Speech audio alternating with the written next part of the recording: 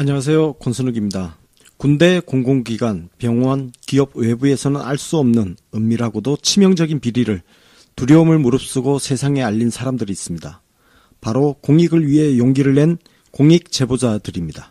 오늘의 우리는 그들의 선한 양심 덕분에 투명한 사회에 한 걸음 가까워졌지만 그들의 삶은 어떨까요? 영웅이 되고자 한 적은 없지만 부정부패를 없애려 한 제보로 행해지는 보복과 싸우다 보니 어쩌다 슈퍼맨이 되어버린 사람들.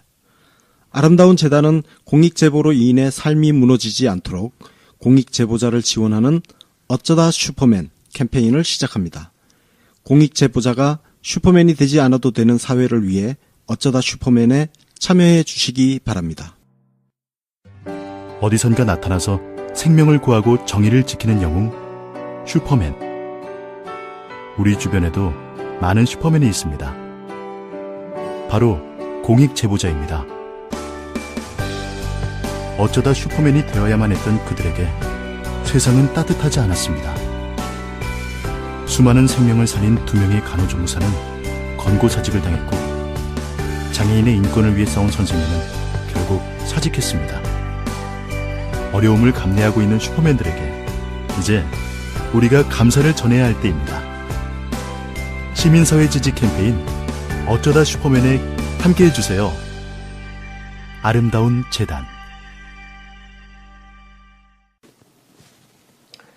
UBC 시청자 여러분, 그리고 정치신세계 청취자 여러분, 안녕하세요. 권순욱입니다. 오늘 UBC 인터뷰는요, 지금 특히 자유한국당을 비롯해서 바른정당, 국민의당 이쪽이 좀 시끌시끌합니다. 그런데 그 여파가 또 우리 당에도 미칠 수가 있어요. 그래서 이 야권에서 벌어지고 있는 정계 개편, 그리고 향후 이제 지방선거와 관련해서 더불어민주당 민병두 의원님 모시고 말씀 좀 들어보는 시간 준비했습니다. 민병두 의원님 나오셨습니다. 안녕하세요. 네, 안녕하세요. 네. 오늘 국정감사 마지막 날인데 오늘 어떻게 바쁘셨죠? 그동안? 예. 지난 20일간 우리 국정감사를 하면서 네. 우리는 어떻게 적폐청산을 하고 네. 또 제조산을 할 것인가. 네. 권력형 적폐뿐만 아니라 네. 사람들이 느끼는 민생형 적폐까지 근본적으로 어떻게 바꿀 것인가 하는 네. 고민을 주로 했죠. 네. 반면에 자유당은 이제 상복 입고 나와서 네. 신적폐하고 주장을 한 바 있습니다만 뭐 국민들이 전혀 동의하지 네. 않으니까 네. 사실 뭐 쭉 처져 있는 분위기였습니다. 아니 우리가 집권한 지 이제 뭐 6개월도 안 됐는데 적폐가 쌓일 시간이 있었나요? 적이 쌓일 적인데 쌓일 시간도 없었는데. 그러니까 적폐청산을 신적폐라고 하는 거죠. 그러니까 그 프레임에서 국민들이 동의하겠습니까? 네. 고생하셨습니다. 솔직히 진짜 막 어거지 같은 말도 안 되는 주장들 제가 그 자리에 앉아서 듣고 있으면 진짜 암 생길 것 같더라고요. 특히 이 검은 넥타이를 하고 있는 네. 사람들을 마주보면서 국정감사를 한다는 것이 굉장히 사실은 부담스럽고 네. 어떻게 보면 이런 분들하고 같이 국정감사장에서 마주 앉아서 국가 대사를 갖다 논의하는 것이 과연 이게 과연 맞는 건가 하는 그 회한도 많이 들었습니다. 그렇죠. 오늘 같은 경우 국무총리실 네. 국정감사였습니다. 저 네. 같은 경우는 마지막 질의를 대통령께서 광화문 대통령 시대를 열겠다. 네. 이 뜻은 무엇이냐? 네. 청와대를 광화문으로 이전하겠다 하는 뜻도 있지만 민주주의 대통령이 되겠다 하는 뜻 아니겠습니까? 네. 우리 광화문 광장을 아시는 것처럼 4.19 혁명 때부터 또 80년 서울의 봄, 87년 6월 항쟁, 촛불 혁명까지 그 수없이 많은 역사를 간직하고 네. 있는 곳입니다. 네. 그래서 저는 세종문화회관 혹은 그 옆에다가 우리 민주주의 기념관 진짜 더 타임즈가 70년 전에 한국에서 민주주의가 네. 꽃 피우는 것은 쓰레기통에서 장미꽃을 피우는 것보다 더 기대하기 어렵다. 네. 라고 우리나라에 폄하했었죠. 폄하를 당했죠. 예. 근데 프랑스 르몽드지는 지난해 프랑스의 혁명 정신이 프랑스에서 사라지고 한국에 있다 하고 네. 정탄을 한 바가 있습니다. 네. 그렇다면 우리가 여기다 민주주의 기념관을 세워서 우리 역사적으로 있었던 그 네. 중요한 어떤 민주주의 투쟁의 역사를 담아내고 청소년 의회를 갖다 1년 내내 열고 네. NGO들이 와서 항상 회의할 수 있고 또 세계에 민주주의를 열망하는 사람들이 와서 새로운 민주주의 4.0을 토론하게 하자. 네. 또 유엔의 국제기구로 네. 국제민주주의 센터를 갖다가 만들게 해서 우리 광화문에 유치하자. 그럼 전 세계에서 우리가 정말 민주주의 상징이 되지 않겠느냐. 아니, 저도 진짜, 뭐, 역사를 보면, 세계사를 보더라도, 2016년 대한민국 혁명은, 저는 그렇게 대한민국 혁명이라고 이름을 붙이고 싶은데요. 프랑스 혁명에 빗대서. 정말, 한류 상품으로 세계에 내놔도 손색 없는 그런 게 아닌가, 그런 생각이 들었거든요. 실제로 중국이 사드 보복을 한 게 아니라, 네. 촛불 보복을 한 것이 아닌가. 중국의 촛불 혁명이 전파될 때, 네. 얼마나 무섭겠습니까? 그렇죠. 저는 그 대한민국의 촛불 혁명은 정말 대단한 것이었습니다. 예. 생각해 보세요. 미국 대사관이 거기 있습니다. 네. 미국 대사관에서 그 옆에서 매주 토요일 수십만, 수백만이 모이는데 미국 대사관에 돌 팔매질 한 번 없었다. 이건 정말 세계사적으로 드문 사건입니다. 그 평화 그렇죠. 정신이라고 네. 하는 건 칭송받아서 마땅하죠. 네. 그래서 제가 노벨 평화상 네. 수상을 갖다가 우리가 받을 만하다 하는 얘기를 갖다가 한 적이 있었죠. 네. 아니, 저도 뭐, 미국 대사관 인간띠 있는다는 그 돌발 행동을 저지했던 기억이 좀 나네요. 자, 이제 뭐, 국감 하여튼 그동안 수고 많으셨고요. 자, 오늘 뭐, 우리 민병두 의원님 잘 아시는 분도 계시겠지만, 잘 모르시는 분들도 좀 계실 거예요. 그래서 간략하게 우리 민 의원님 어떻게 살아오셨는지 이야기 잠깐 듣고 본격적인 말씀 듣도록 하겠습니다. 제가 자료 조사를 해보니까 물론 조금 알고 있었지만 이번에 자세하게 해보니까 학생운동 하시다가 감옥 생활을 오래 하셨어요. 보니까 2차례나 예. 몇 년, 4년? 예, 4년 가까이 살았습니다. 실제로 선고량은 좀 길었는데 예. 한 번은 김대중 대통령이 네. 나올 때 네. 다 이제 대사면이 되었고 일찍 나왔고 네. 또 한 번은 우리 이제 결국 민주주의가 네. 이루어지고 대통령 직선제가 이루어지고 네. 88 올림픽 후에 다 나간 다음에 6개월 후에 네. 출소를 했는데 두 번 다 이제 국가보안법상의 반국가단체 구성 관련죄이죠. 아, 혁명 세력이네. 반국가단체 구성처럼 한 번 들어가기도 쉽지 않습니다. 2번 들어가는 거는 굉장히 예외적인 예. 일이죠. 그러니까, 아이고. 첫 번째는 그 항림사건이라고. 예, 합니다. 항림사건, 네. 예. 그 당시에 이제 광주 민주화 항쟁 이후에 사실 모두가 숨을 죽였어요. 네. 이래서는 안 되겠다. 네. 우리가 이 광주의 진상을 규명해야겠다. 그래서 네. 전국적인 조직을 만들기 시작하죠. 그래서 81년 3월 달에 광주 민주화 항쟁 이후 최초로 이제 1년의 시위를 합니다. 네. 그때 종로에 3,000명까지 나가서 시위한 적이 네. 있고요. 그때 처음으로 옥상 시위라는 게 개발됐습니다. 아시나요 혹시? 옥상 시위는 그냥 옥상에서 플랜카드 내걸고 구호 외치고 유인물 뿌리고 하는 그런 건가요? 그 전에 이제 우리 학원에 이제 학원이라고 하죠. 네. 학원에 이제 소위 이른바 짭새들이 이제 수백 명이 깔려 있죠. 있었죠. 예. 그러니까 무슨 5분을 못 버티죠. 돈을 예. 외치고 바로 잡혀가는. 잡혀가니까. 네. 그러면 어떡하냐 그래서 옥상에 올라가서 로프에 매달려서 이제 시위를 시작한 겁니다. 그래서 전국의 모든 대학교의 옥상 철문이 용접을 해서 다 닫혔죠. 네. 그래서 하다 앉으니까 나무에 올라가서 했습니다. 나무에 올라가면 3분, 5분 못 버티잖아요. 그래서 이 나무 저 나무에서 10명씩 올라가서 한 적도 있죠. 네. 아, 그 뒤에 뭐 노동운동도 하시고, 근데 특이한 게 만화 잡지, 만화광장 예. 참관. 예. 정말 많이 하시네요. 예.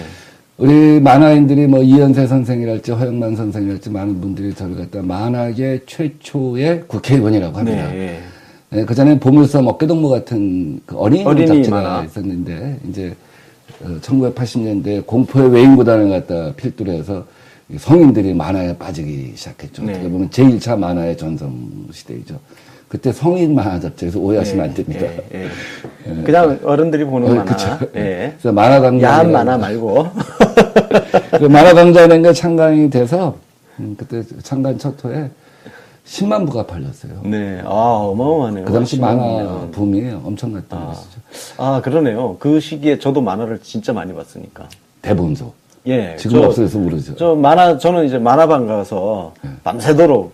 그렇죠. 그때는 입장료 내면 밤새도록 볼 수 있었거든요. 예, 밤새도록 이현세, 박봉성, 뭐, 하여튼 그런 만화 몰아서 봤던 기억이 납니다. 오행성 뭐. 예. 그래서 이제 대본서가 사라졌잖아요. 네. 그 만화계가 큰 위기를 느낀 거예요. 네. 이제 웹진 시대로 넘어가는데 네. 제가 17대 국회 때 문 강의를 하니까 당신이 만화계 최초의 국회의원이 예. 우리를 위해서 좀 노력해달라. 이제 웹진으로 가야겠다. 네. 그래서 그 예산을 갖다 만들어달라. 그래서 이렇게 보답을 했죠.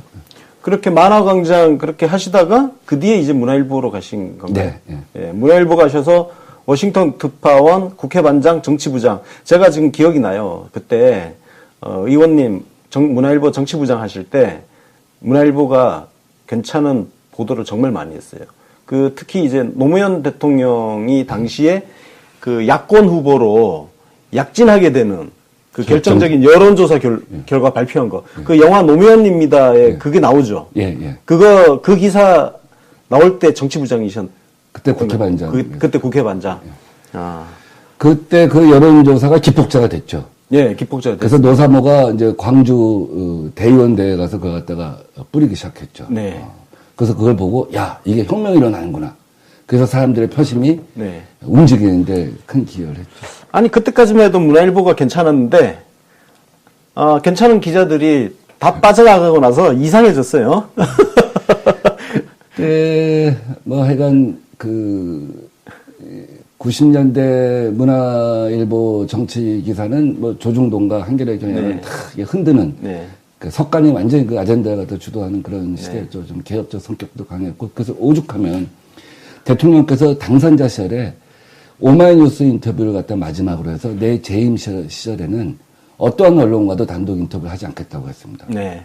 근데 취임 50일 만에 저하고 단독 인터뷰를 했었죠. 아니, 그렇게 이제, 근데 괜찮은 분들이 이렇게 국회로 가시고 청와대 들어가고 하면서 좋은 기사 쓰는 기자들이 없어진 것 같아요.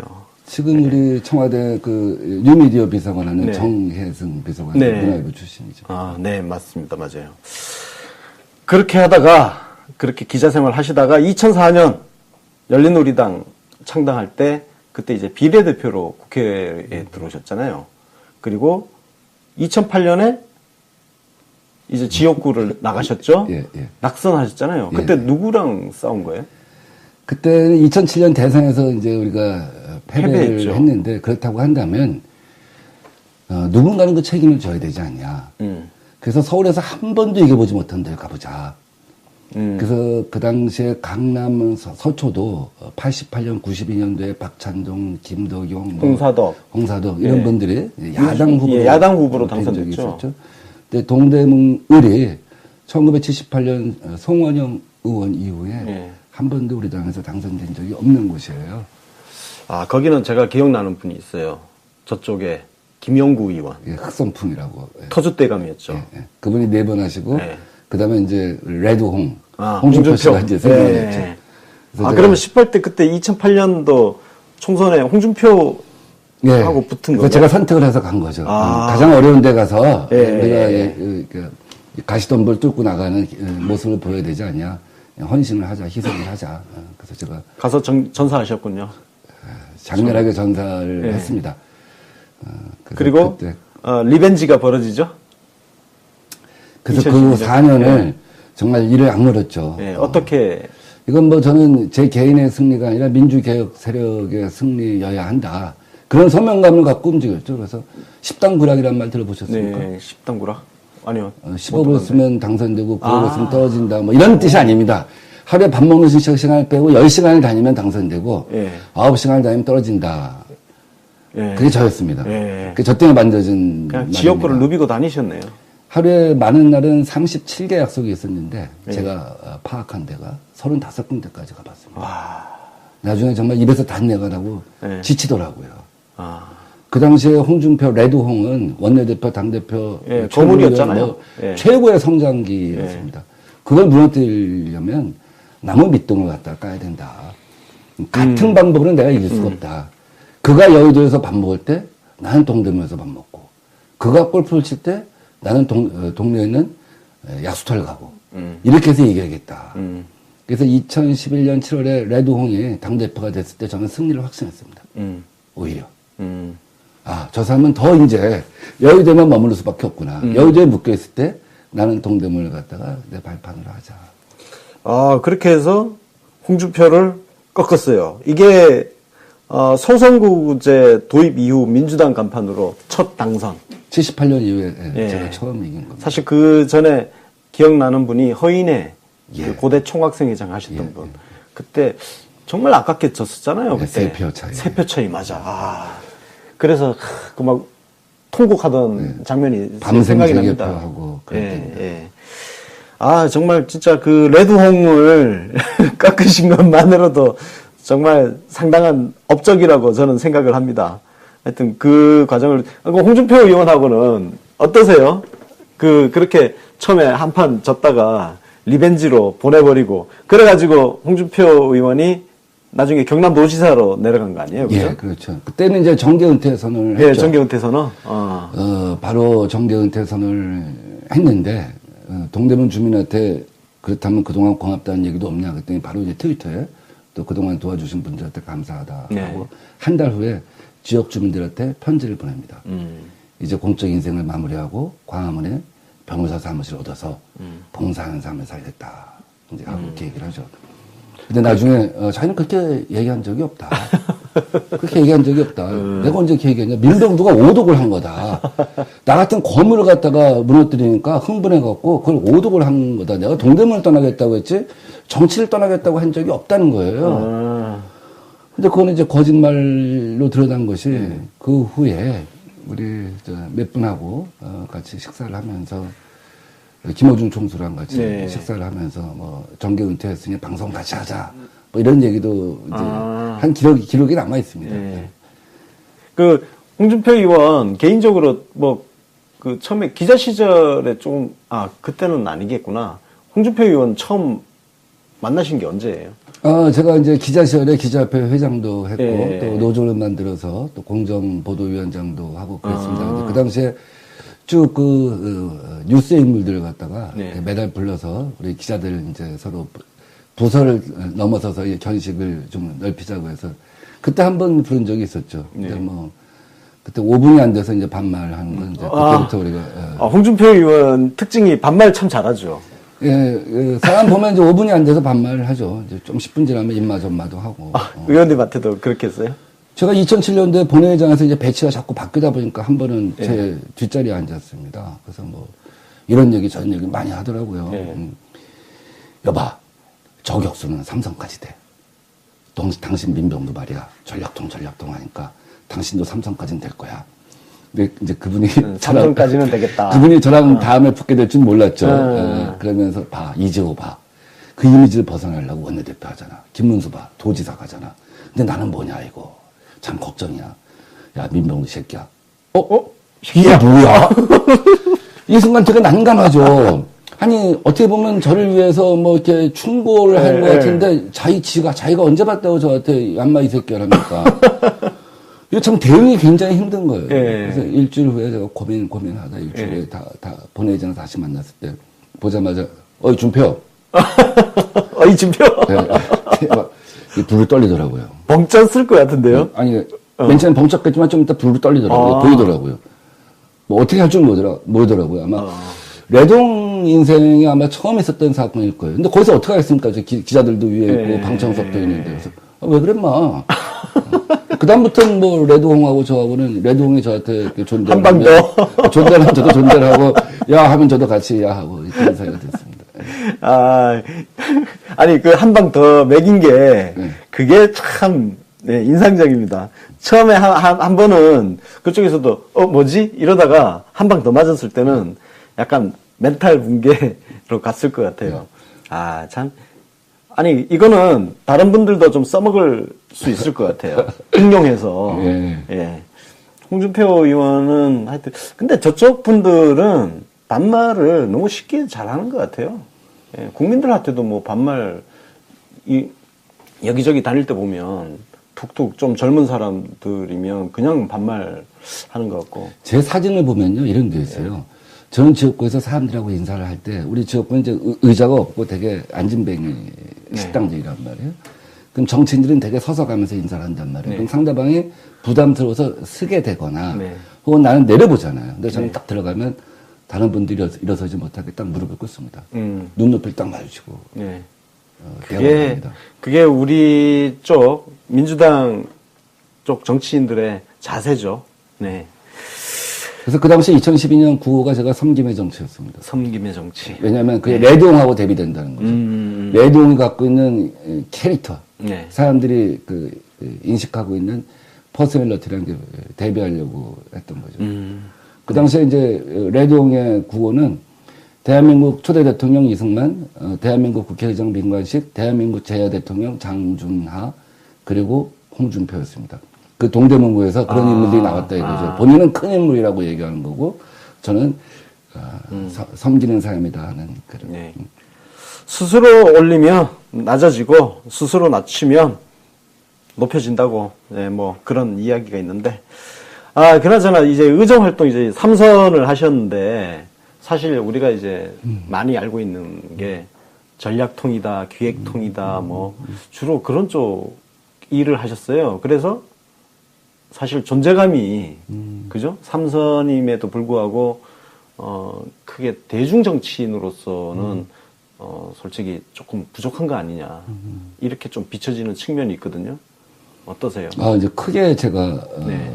반성하고 돌아보는 겁니다. 저는 제가 그게 미덕이라고 생각했어요. 네. 당과 당대표와 당의 후보를 위해서 일하는 것이 미덕이라고 생각을 네. 했습니다. 항상 스포트라이트는 그분들이 받게 하고 저는 그것을 갖다 보좌하는 것이 저의 미덕이라고 생각했는데 아니구나.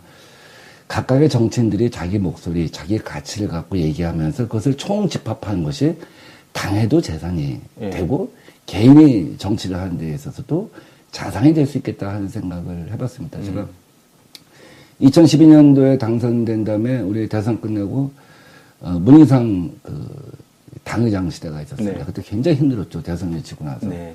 그때 제가 공통공약이라고 하는 것을 실천하자 하는 것으로 우리가 돌파를 했습니다. 우리 문재인 후보나 박근혜 후보 모두 복지 확대하고 경제 민주화를 갖다 얘기했다고 한다면 네. 그것은 사회적 합의랑 똑같은 거다. 그러니까 우리가 오히려 패자가 먼저 이걸 제안을 해서 승자가 도망가지 못하게 하자.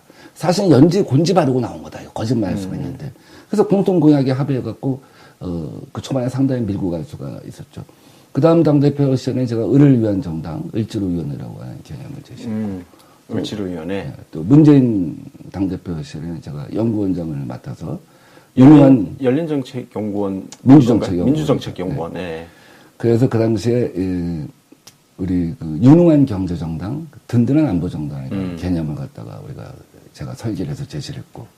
원래 의원님이 진짜 그런 거 카피 뽑는 거 참 잘하시는 것 같아요. 우리나라 최초의 정책 엑스포도 했고요. 예. 대외적으로 공개되지 않았지만 총선 전략 지도라는 게 있습니다. 예. 모든 데이터베이스를 갖다가 역대 선거의 데이터베이스를 갖다가 놓고 그 동별 투표구별 성향을 분석하는 거죠. 맞아. 요즘은 진짜 동별 이 데이터까지 다 분석해보고 그 취약지구 찾아내서 취약지구 공략하고 그렇게 하잖아요. 사실 근데 그게 예전에는 그 데이터 연구라는 거를 별로 안 했잖아요. 예. 예. 그래서 그 당시에 총선 전략 지도라고 하는 DB를 갖고 여론조사를 대입을 해서 중요한 수도권하고 충청도하고 부산 경남을 돌려봤는데 부산 경남에서 6군데 정도가 당선된 걸로 나왔습니다. 네. 그래서 문재인 당대표가 굉장한 자신감을 가졌었죠. 그 당시에 뭐 한반도 신경제 지도랄지 뭐 일자리 창출 공약 같은 것을 우리 연구원에서 서포트를 쭉 해왔었죠. 네. 그 주로 이제 뭐 당의 전략통, 기획통 이런 걸 활동을 하시다 보니까 사실 지도부가 계속 바뀌었잖아요. 예. 지도부는 바뀌었지만 의원님 역할은 계속 그 자리를 주로 하다 보니까 사실은 뭐 예전에 예를 들어서 뭐 안철수 김한길 공동대표 시절에는 또 그쪽 사람으로 분류되기도 하고 또 뭐 근데 한간에는 특히 이제 국민의당 탈당한 그분들하고 좀 친한 거 아니냐 이렇게 오해하시는 분들도 좀 있어요. 그게 뭐 예를 들어서 뭐 김한길 대표 체제에서 또 참모 역할을 또 하다 보니까 또 그렇게 보여진 측면도 있고 좀 억울한 게 좀 있으실 것 같아요. 그 당시 당대표 시절에 제가 제시한 것이 을을 위한 정당, 을지로위원회였죠. 그 을지로위원회에 대해서는 이제 좀 반대가 심했습니다. 무슨 네이밍을 이렇게 가볍게 하냐. 근데 결국 계속 제가 주장해갖고 이제 관철이 됐었죠. 저는 정치를 하면서 무슨 계보 활동을 하는 것에 대해서 이렇게 긍정적으로 보지는 않습니다. 그리고 어떠한 계보에도 뭐 들어가 본 적이 없습니다. 일각에서 좀 잘못 알려져 있는데 저는 그렇지는 않고요. 눈이 제일 말씀드린 것처럼 제일 큰 미덕은 당과 당 대표와 당의 후보를 위해서 일하는 것이 저는 큰 미덕이라고 생각을 하고 어떻게 보면 주류 비주류가 아니라 그냥 늘 당권파에 있었습니다. 늘 당권파. 뭐 정세균 당대표든 정동영 당대표든 또 문희상 당대표든 김한길 당대표든 문재인 당대표든 늘 핵심 당주에서 그냥 당권파로 있었습니다. 그러니까 오해도 받고 그러실 것 같아요. 뭐 특히 이제 언론 같은 경우는 자기들 편의대로 좀 갖다 붙이잖아요. 그것 때문에 또 오해가 더 증폭되기도 하고. 예, 그렇죠. 그래서 지난번 총선 때는 제가 뭐 탈당파로 계속 보도가 났다고 하더라고요. 전 몰랐어요. 국민의당 갈라져 나갈 때.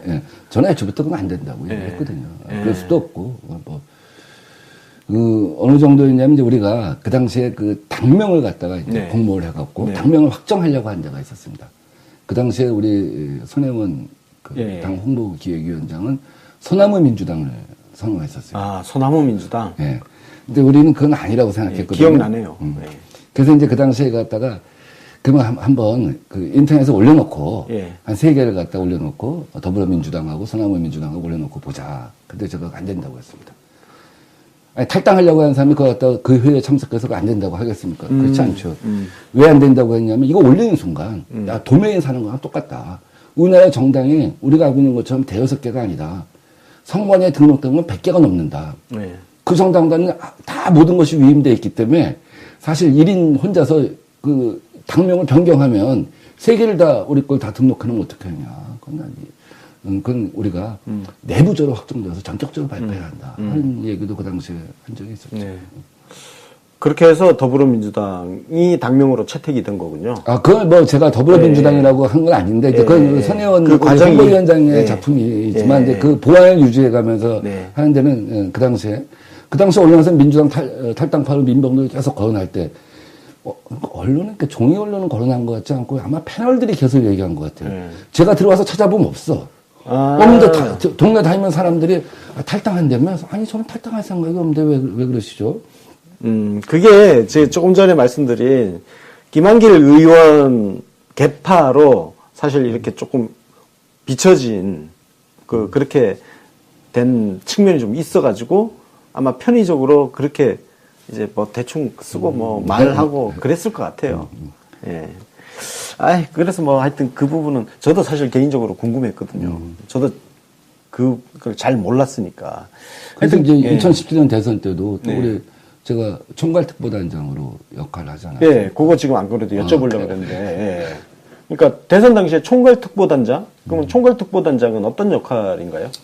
그야말로 전천후적인 역할이죠. 우리 특보단이 한 5,000명 정도 계셨는데, 우리 정말 뭐 각계 가칭이 다 있는 겁니다. 그분들은 그야말로 뭐 홍보 역할, 뭐 무슨 동네에서 백병전에 가서 싸우는 역할, 뭐 여론, 구전 홍보 역할, 뭐 모든 걸 다 하시는 분들이고 또 정책 제안도 굉장히 많이 했죠. 그 당시에 사실은 이제 안희정 지사가 치고 올라올 때였는데 그때 제가 총괄특보단장을 맡으면서 이게 가닥이 좀 내부적으로는 의원들 사이에서 잡혀가는구나 하는 느낌이 들었죠. 언론도 이제 이게 가닥이 잡혀가는구나 하는 생각을 했었을 겁니다.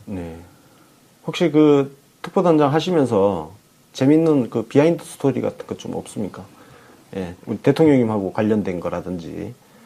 이제 그 이전에 사실은 우리 연구원장 시절에 문재인 당대표가 되고 난 직후에 4월 재보선에서 우리 천정배 의원이 당선되면서 첫 번째 타격을 받죠. 그 당시에 사실 김현민 비서실장이 선배, 우리 당대표 좀 위로해주자. 너무 힘들어한다. 그래서 마포의 한 식당에서 만났습니다. 근데 제가 한 얘기가 있죠. 이거는 지나가는 일이다. 지나가는 일이고 결국 내년 총선을 바라보고 사람을 영입하자. 결국 총선은 사람 갖고 승부하는 것이다. 우리가 그 다음 총선에서 2016년 총선에서 이기려면 그 시대 정신에 맞는 삶을 갖다가 우리가 지금부터 우리가 확보를 해야 한다. 다만 예를 든다면 우리가 한 비례대표 11번 정도의 우리 할머니들, 수요일에 할머니들, 매주 일본 대사관 앞에서 집회하는 할머니들 중에 한 분을 갖다가 비례대표를 하면 어떻겠느냐. 한일의원연맹 가서 다 앉아있는 거, 그것만으로도. 그분들이 의정활동을 해서가 아니라 전 세계를 돌면서 실상을 갖다 드러내는 것만으로도 굉장히 의미가 있다. 하는 얘기인데 굉장히 귀담아 들으시더라고요. 그러나 굉장히 어떻게 보면 그 심기일전한 분위기였어요. 그 후에 제가 서너 번 또 그런 얘기를 했었죠. 댁에서 식사할 때도 그랬고. 그때 사모님이 이제 우리도 뭐 이렇게 음식 차려주고. 음식 뭐 드셨어요? 정말 음식 솜씨 좋아요. 그러니까 음식 솜씨, 우리 여사님이 음식 솜씨 좋다고 지금 근데 뭐 드셨어요? 그 당시에 뭐 전복 같은 것도 어디서 이렇게 해오시고, 네. 굉장히 맛있게 해오셨어요. 네. 제가 한 서너 번 식사한 적이 있는데, 한 번은 그냥 식사는 안 하고 가서 그냥, 뭐 이렇게 긴밀한 대화할 텐데, 네. 제가 이제 술을 좋아하니까, 사모님 술 없어요. 그때 양주를 갖다 주시더라고요. 네. 그래서, 그럼 안주는 뭘로 할 거야? 알았어, 됐습니다. 정말 미안하더라고요. 그건 좀 너무 심한 것 같아. 근데 약간 식사는 정말 요리는 맛있어요. 정말 요리는 맛있고, 그때도 또 제가 그런 얘기를 했었는데, 그때는 그 당대표님이 짜증을 내시더라고요. 왜 그걸 나한테만 하라고 하냐. 당신들도 좀 해와라. 그래서 아마 그때 이미 특명을 맡겼던 것 같아요. 네. 우리 양정철.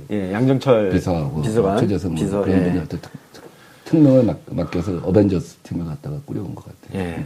그 후에 진행 과정은 제가 몰랐는데, 아이가 그 광주 재보선에서 패배했을 때 제가 일관되게 얘기했던 것이 그거였습니다. 그 후에 이제 대선 때는 우리가 아마 4월 3일이 아마 후보 확정일이었을 거예요. 네, 맞습니다. 우리 당 후보 경선, 그죠?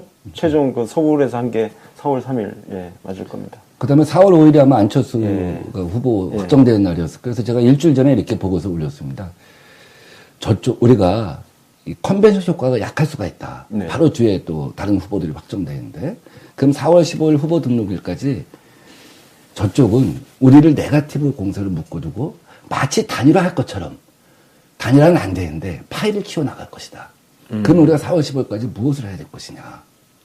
어떻게 보면 우리는 방어만 하다 보면 쫓고 나갈 수가 없다. 그래서 오히려 우리는 저쪽을 적폐연대라고 묶어두고 우리는 미래연대라고 하는 개념을 설정하자. 그래서 새로운 사람들을 갖다가 수용하고 발표하고 정책을 갖다가 발표하고 이렇게 해서 본선만 무조건 이긴다. 요 기간을 갖다 잘 버텨야 된다. 4월 15일 후보 등록까지. 그래서 그 전략 보고서가 후보께서 직접 보시고 핵심들하고 회의를 하고 수락의 연설문에 결론으로 나옵니다. 적폐연대. 네, 그리고 미래연대로 나가겠다. 우리는. 예. 그런 일이 몇 가지 있었죠. 중요한 전략적 분기점 때마다 제 전략 메모가. 제가 지금 그럼 궁금한 게 적폐연대가 이제 나왔다는 거는 그 이전에 이제 적폐라는 우리가 지금 적폐청산 이야기를 하고 있지만 적폐청산이라는 게 언제부터 나온 거예요? 적폐청산은 후보의 작품입니다. 그건 제조사나 적폐청산 이게 같은 의미니까. 그건 이제 김학래도 후보의 작품인데, 후보 본선에 가면 사실 대한민국 선거에서 본선에 가서 뒤엎어지는 일은 없거든요. 본선에 간다는 건 이제 본 선거 운동이 시작된 때를 말이죠. 그 전에 이제 마지막 한 열흘 어떻게 할 것이냐 하는 건데, 후보께서는 그것이 이제 굉장히 꽂히셨던 것 같아요. 그래서 다음날 35개 언론하고 인터뷰할 때인가 그걸 다 적폐연대 계속 얘기했습니다. 근데 그랬더니 안철수 후보가 아니 국민을 적폐연대라고 하느냐. 맞아요. 이렇게 얘기했던 거죠. 그래서 내부에서도 막 굉장히 분란이 심했습니다. 이거 적폐연대 계속 쓰다가는 안 된다. 근데 어느 국민이 우리가 적폐연대를 국민 보고 적폐연대라고 비판했다고 생각하겠습니까? 그건 먹히지 않는 말이라고 생각합니다. 어쨌든 후보께서는 그 부분에 대해서 굉장히 확신을 가지셨던 것 같아요. 그래서 저쪽의 프레임이 그렇게 프레임을 만든다고 할지라도 거기에 우리가 밀릴 수는 없다. 근데 또 한 번 분기점이 있었습니다. 그래서 내부에서 굉장히 이제 복잡한 논란이 있었죠. 그래서 적폐연대라는 말 갖다 공식적으로 포기하자 하는 제안이 있었어요. 그래서 밤에 본부장 회의가 긴급 비상 본부장 회의가 열립니다. 그래서 그때 또 제가 제안을 했죠. 어차피 본선 가면 우리가 99%의 대통령이 되겠다고 얘기를 하는 것이고 또 정책을 통해서 가는 거다. 근데 이거 갖다가 지금 폐기하냐 마냐 이 논쟁을 갈 필요는 없다. 그냥 자연스럽게 유지를 갖다 하면서 우리가 본선 전략으로 가면 되는 것이다. 그래서 또 그때 두 번째 또 분기점에서 정리가 된 일이 있었죠.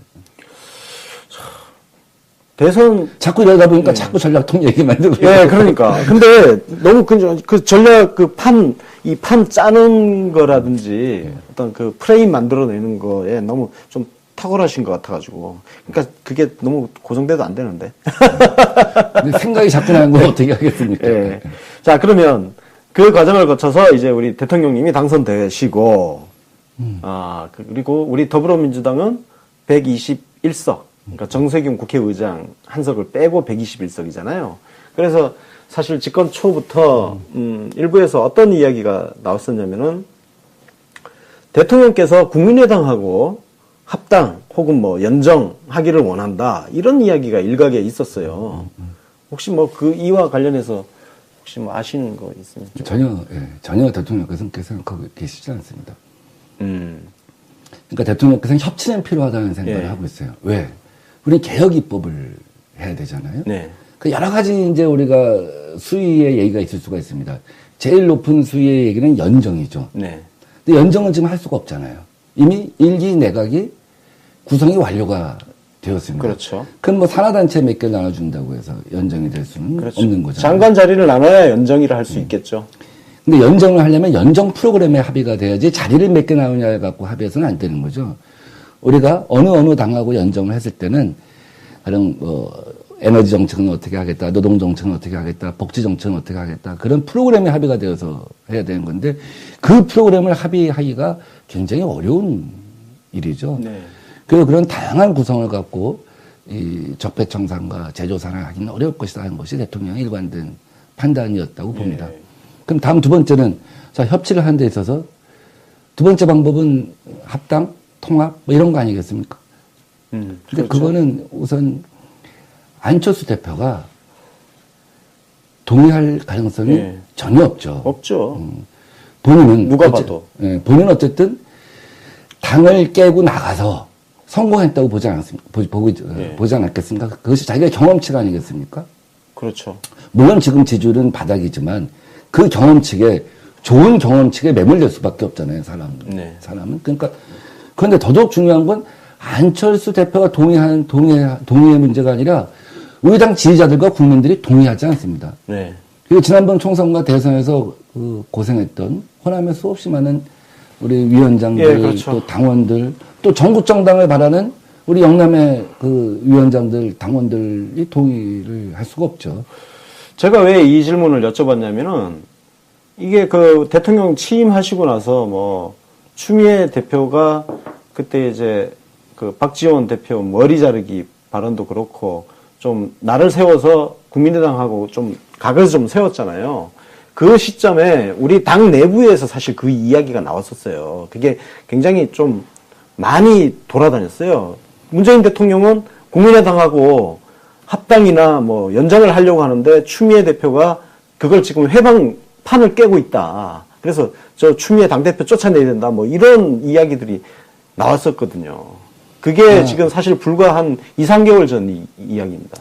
그 대통령의 기본 생각은 협치는 하자는 겁니다. 예. 그래서 우리 레드홍을 제외한 다른 당 대표들이 청와대에 왔을 때도 그렇고 여야정 협의체를 구성하자 예, 그렇죠. 하는 제안을 갖다 늘 하죠.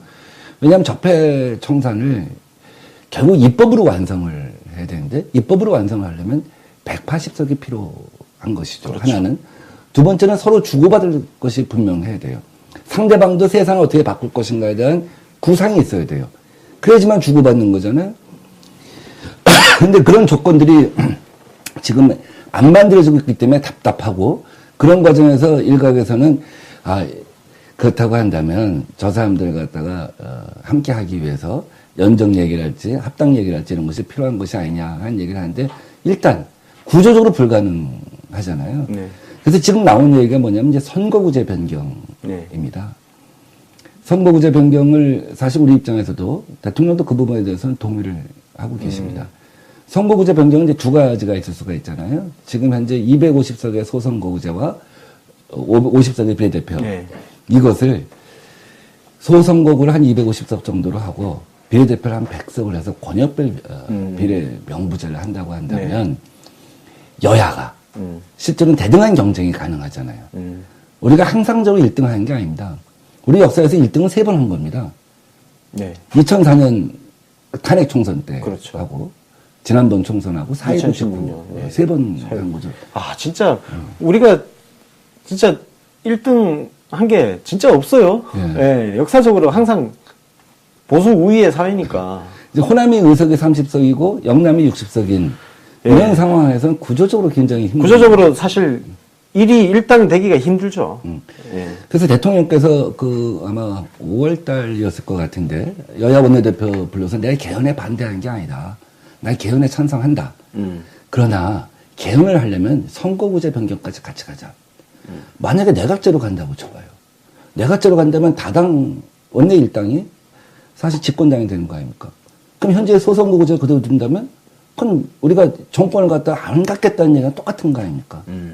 그럼 이렇게 소선거구제를 갖다가 권역별 비례대표를 갖다 가미한 다수를 가미한 그 변형 선거법 개정을 하든지 아니면 중대선거구 플러스 비례대표를 늘리는 방안을 갖다 해볼 수 있지 않냐.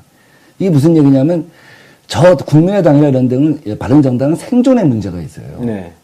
지금 우리는 개인을 얘기하는데 저 사람들은 생존을 얘기합니다. 머리에 안 들어와요. 네. 공수처 신성이 이런 것들은 남의 얘기인 것 같아요. 지금 지지율 5% 갖고 관심이 없죠. 청매가 중요해, 한식이 중요해 이러고 있는데 무슨 얘기인지가 들어오지도 않는 겁니다. 그러니까 저 사람들이 생존의 문제를 얘기할 때는 오히려 생존의 문제에 대해서 관심을 가져줘야지만 우리가 개혁입법도 연대할 수 있는 것이 아니냐. 그러니까 공통분모가 생기니까. 예. 그래서 이런 차원에서 협치 문제에 대해서는 청와대도 열려 있는 걸로 알고 있고 당에서도 그런 부분에 대해서는 우리가 열고서 얘기를 하자. 그러니까 협치의 제도화 하는 얘기하는데 협치의 제도화라는 게 굉장히 힘든 게 뭐냐면 자 연정 아니면 합당 아니면 그럼 남은 게 무엇이 있겠습니까? 여야정 협의체밖에 없는데 여야정 협의체는 내동이 안 들어온단 말이죠. 그 헛소리만 한단 말이에요. 네. 단독으로 독상 쳐달라는 얘기만 한단 말이에요. 그러니까 맨날 독상 타령만 하고 앉았고. 평생을 돕고 다녔기 때문에.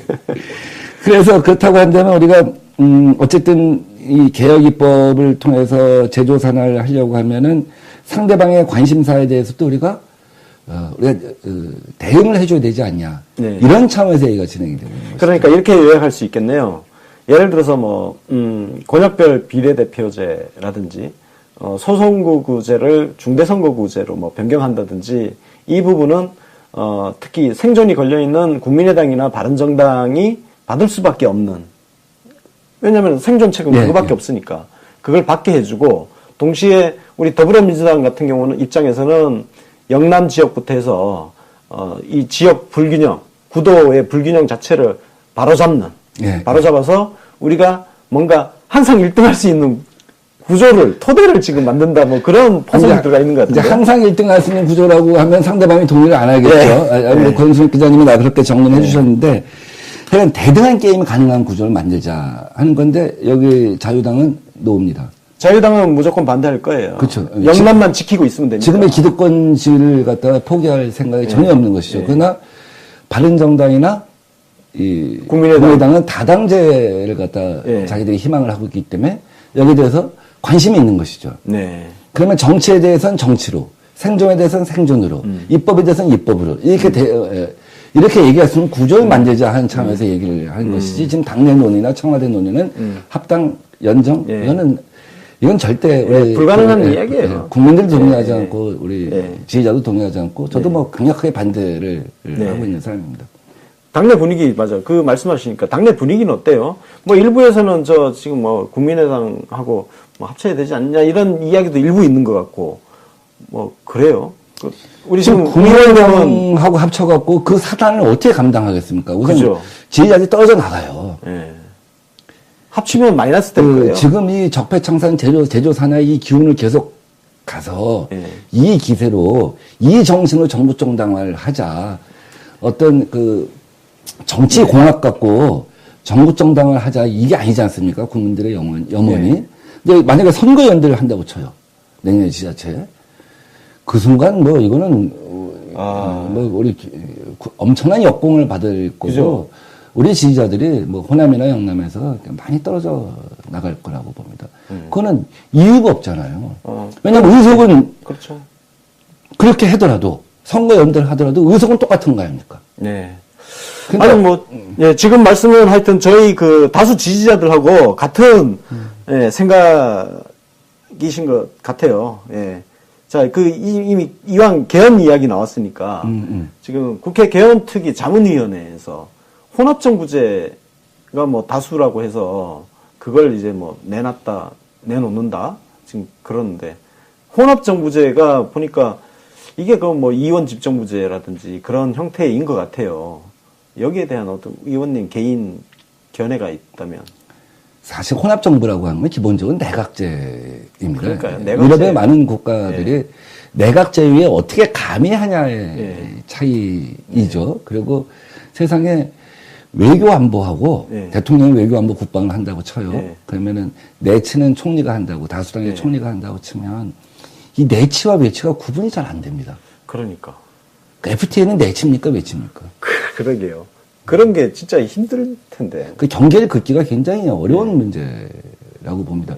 그래서 대통령이 만약에 국회에서 합의를 하지 않는다고 한다면 지방분권을 갖다가 핵심으로 하는 그 개헌만이라도 내년 지방선거에 상정을 하겠다 하는 구상을 갖다 밝히신 거 아니겠습니까?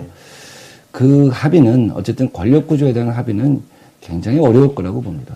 지금 국회 개헌특위에서 내놓은 자문위원회에서 내놓은 안은 아무래도 일단 저희들 같은 거 다 반대예요 지금. 혼합정부제 그 단어가 나오는 순간 저건 뭐 내각제인데 누가 지금 내각제를 원하겠습니까? 다 반대인데 저게 그러면 국회가 새로운 안을 지금 만들 시간은 별로 없지 않아요?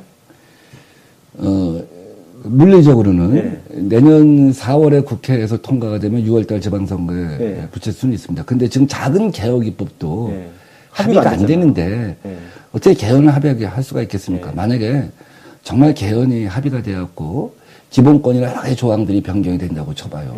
뭐 감사원의 이전 문제랄지 검찰의 기소독점주의 문제랄지 이게 해결되면 사실 그것이 해결되면 개혁 입법은 덩달아 가면서 다 해결될 수 있는 게 굉장히 많거든요. 뭐 일거의 돌파가 되는 것이죠. 그러한 거대한 돌파를 갖다가 장담할 수 있는 야당의 구심력도 없고 지도자도 없다고 생각합니다. 지금 생존을 갖다 얘기하고 그러니까 입법에 대해서는 도외시하고 생존만을 갖다 고민하고 있는 야당 입장에서 어떻게 국가의 골격을 바꾸는 일을 갖다 얘기할 수 있을까? 그러면 결론적으로 국회가 그 개헌안 합의 가능하다 불가능하다? 저는 불가능하다고 봅니다. 그러면 이제 결국 청와대에서 개헌안을 따로 만들어서 내야 되는 그 루트로 가야 될 것 같은데요. 그래서 실제로 저는 일관되게 얘기했던 것이 뭐냐면 개헌을 하자. 그 대신 발효 시점을 2027년 정도로 하자. 그때 대총선을 갖다 그때 되면 다시 맞출 수가 있거든요. 그게 무슨 얘기냐면 지금 이해관계가 묶여있으면 도저히 합의가 안 됩니다. 근데 10년 후에는 정치판에 어떤 정당이 존재할지 누가 차기 대통령 후보 될지 알 수가 없잖아요. 일단 자기 이해관계와 멀어질 수가 있죠. 그래서 우리도 어떻게 보면 지금 국가적인 대변화 상황 하에서 직선제 개헌이 됐던 겁니다. 밑에서부터 추동이 있어갖고. 근데 지금 그런 상황이 아니잖아요. 그래서 저 같으면 오히려 2027년 정도에 발효되는 것 같다가 목표를 해서 했으면 좋겠는데 현 단계에서는 저는 국회에서 합의는 불가능하다라고 봅니다. 그러면 대통령께서 말씀하신 대로 분권, 지방 분권과 기본권 변경을 갖다 핵심 내용으로 하는 개헌안을 갖다 대통령이 국회에다가 송부할 수는 있겠죠. 근데 야당은 절대 반대겠죠.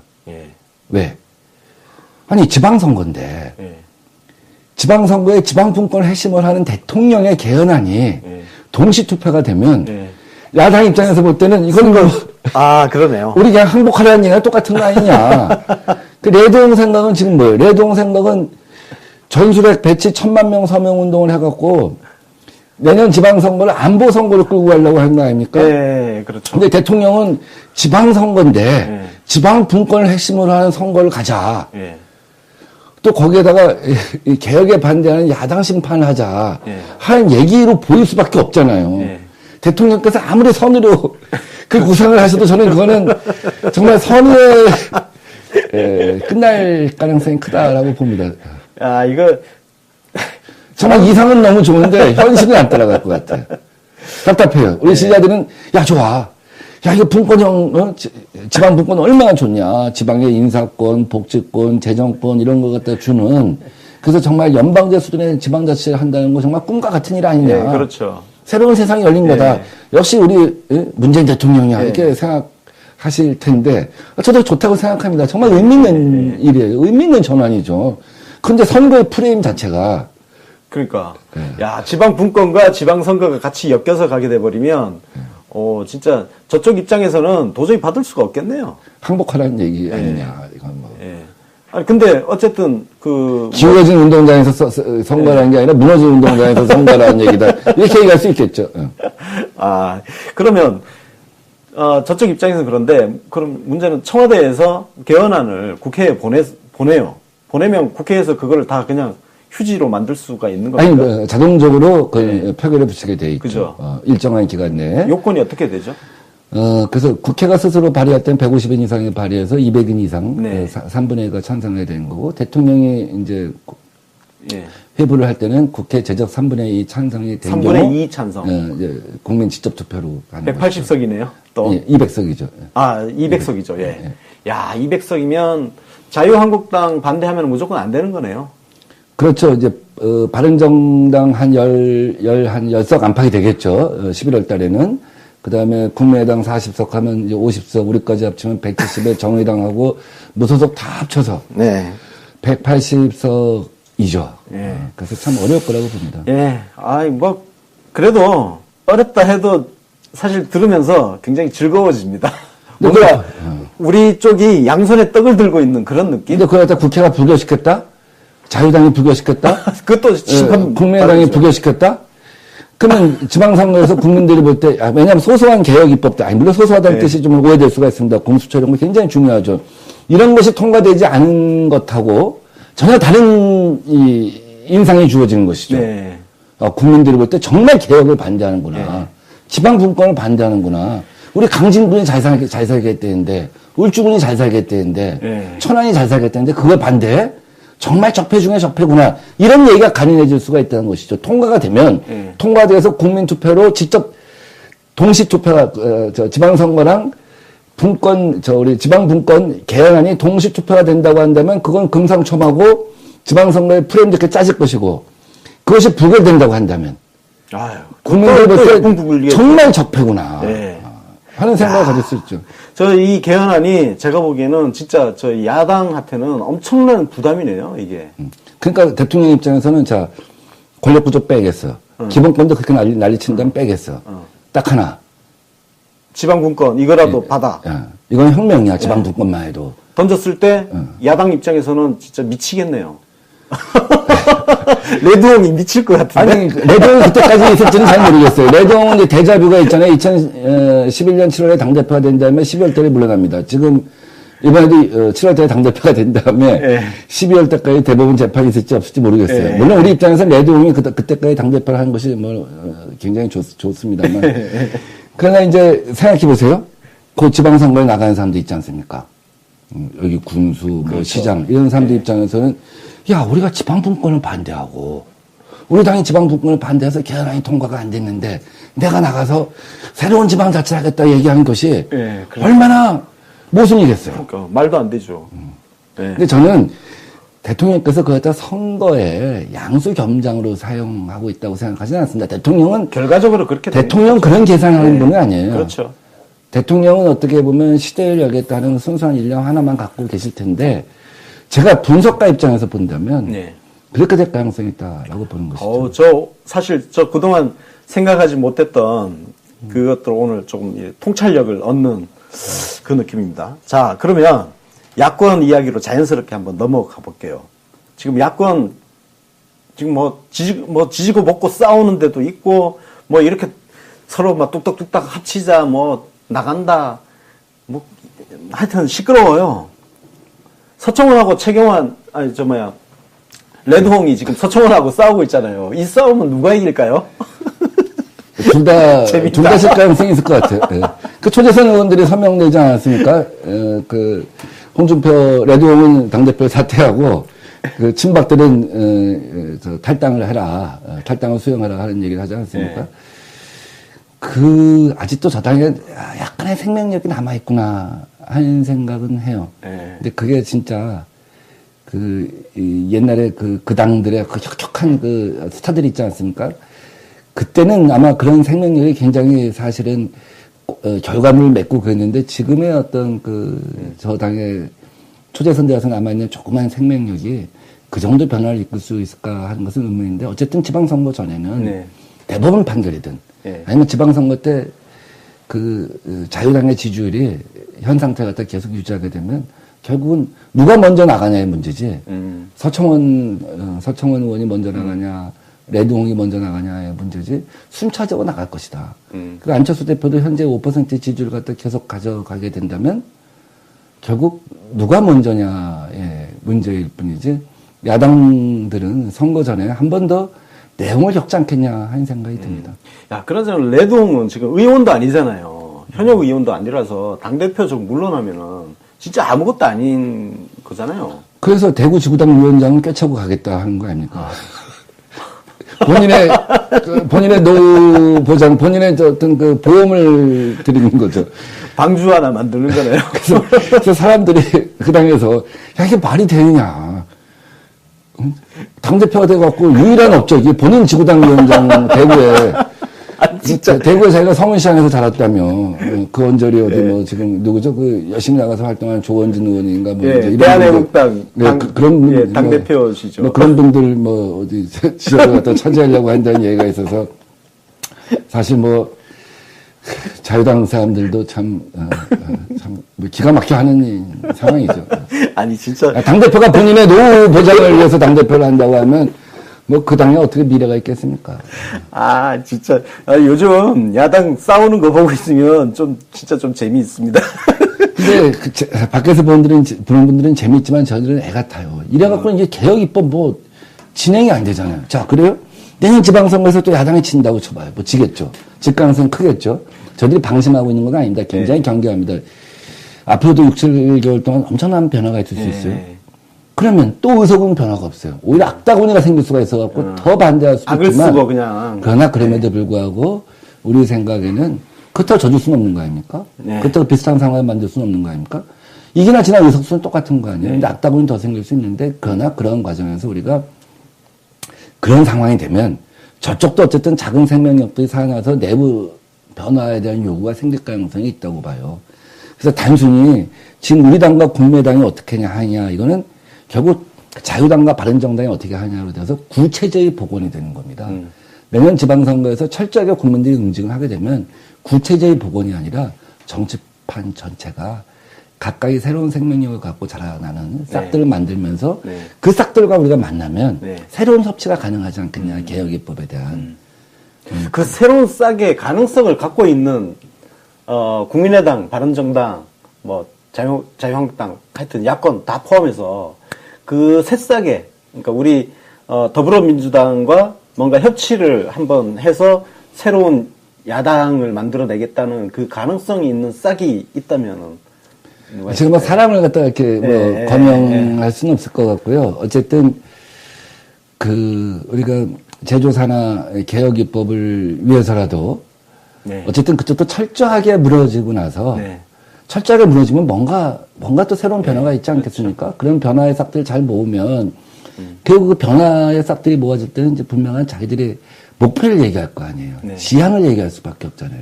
지금은 개혁입법에 동의해주나 안 해주나 혹은 자기들 입법하고 우리 입법을 바꾸나 마나 지지율 변화가 없다고 생각하는 거예요.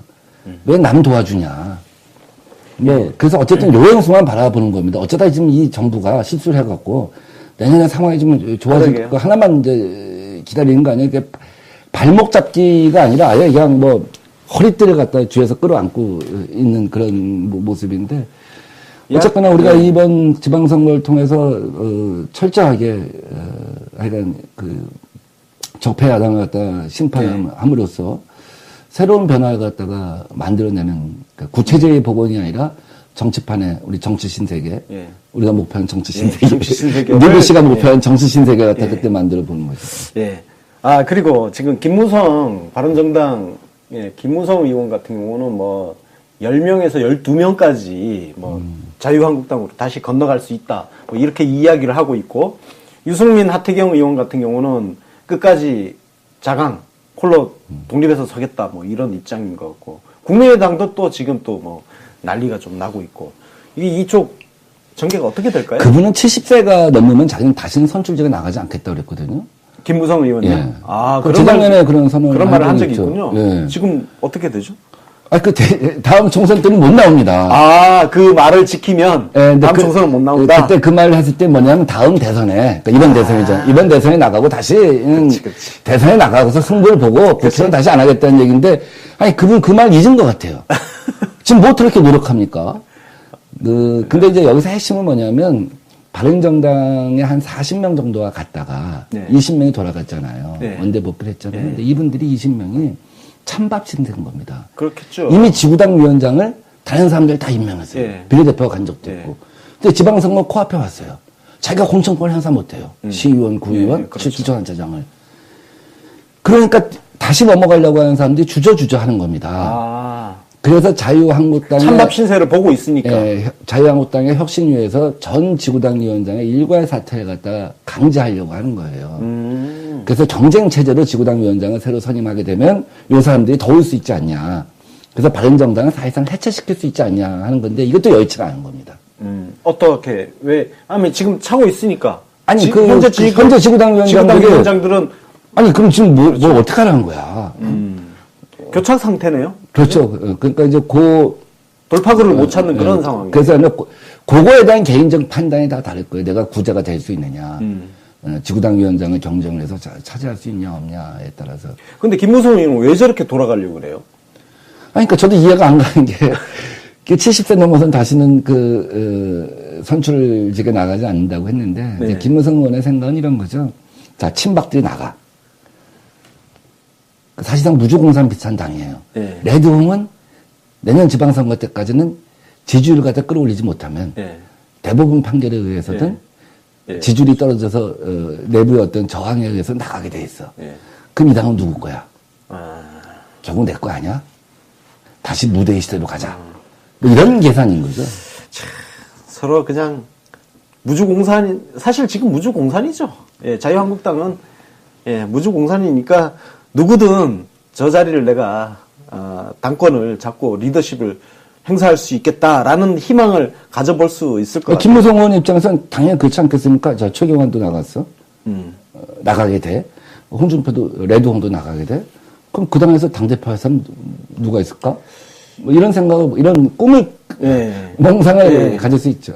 그래서 뭐 지금 보니까 11월 3일이면 이제 내일 이제 곧 다가오는데 11월 3일쯤 자유한국당 최고위원회 뭐 그 결과를 보고 판단을 하겠다.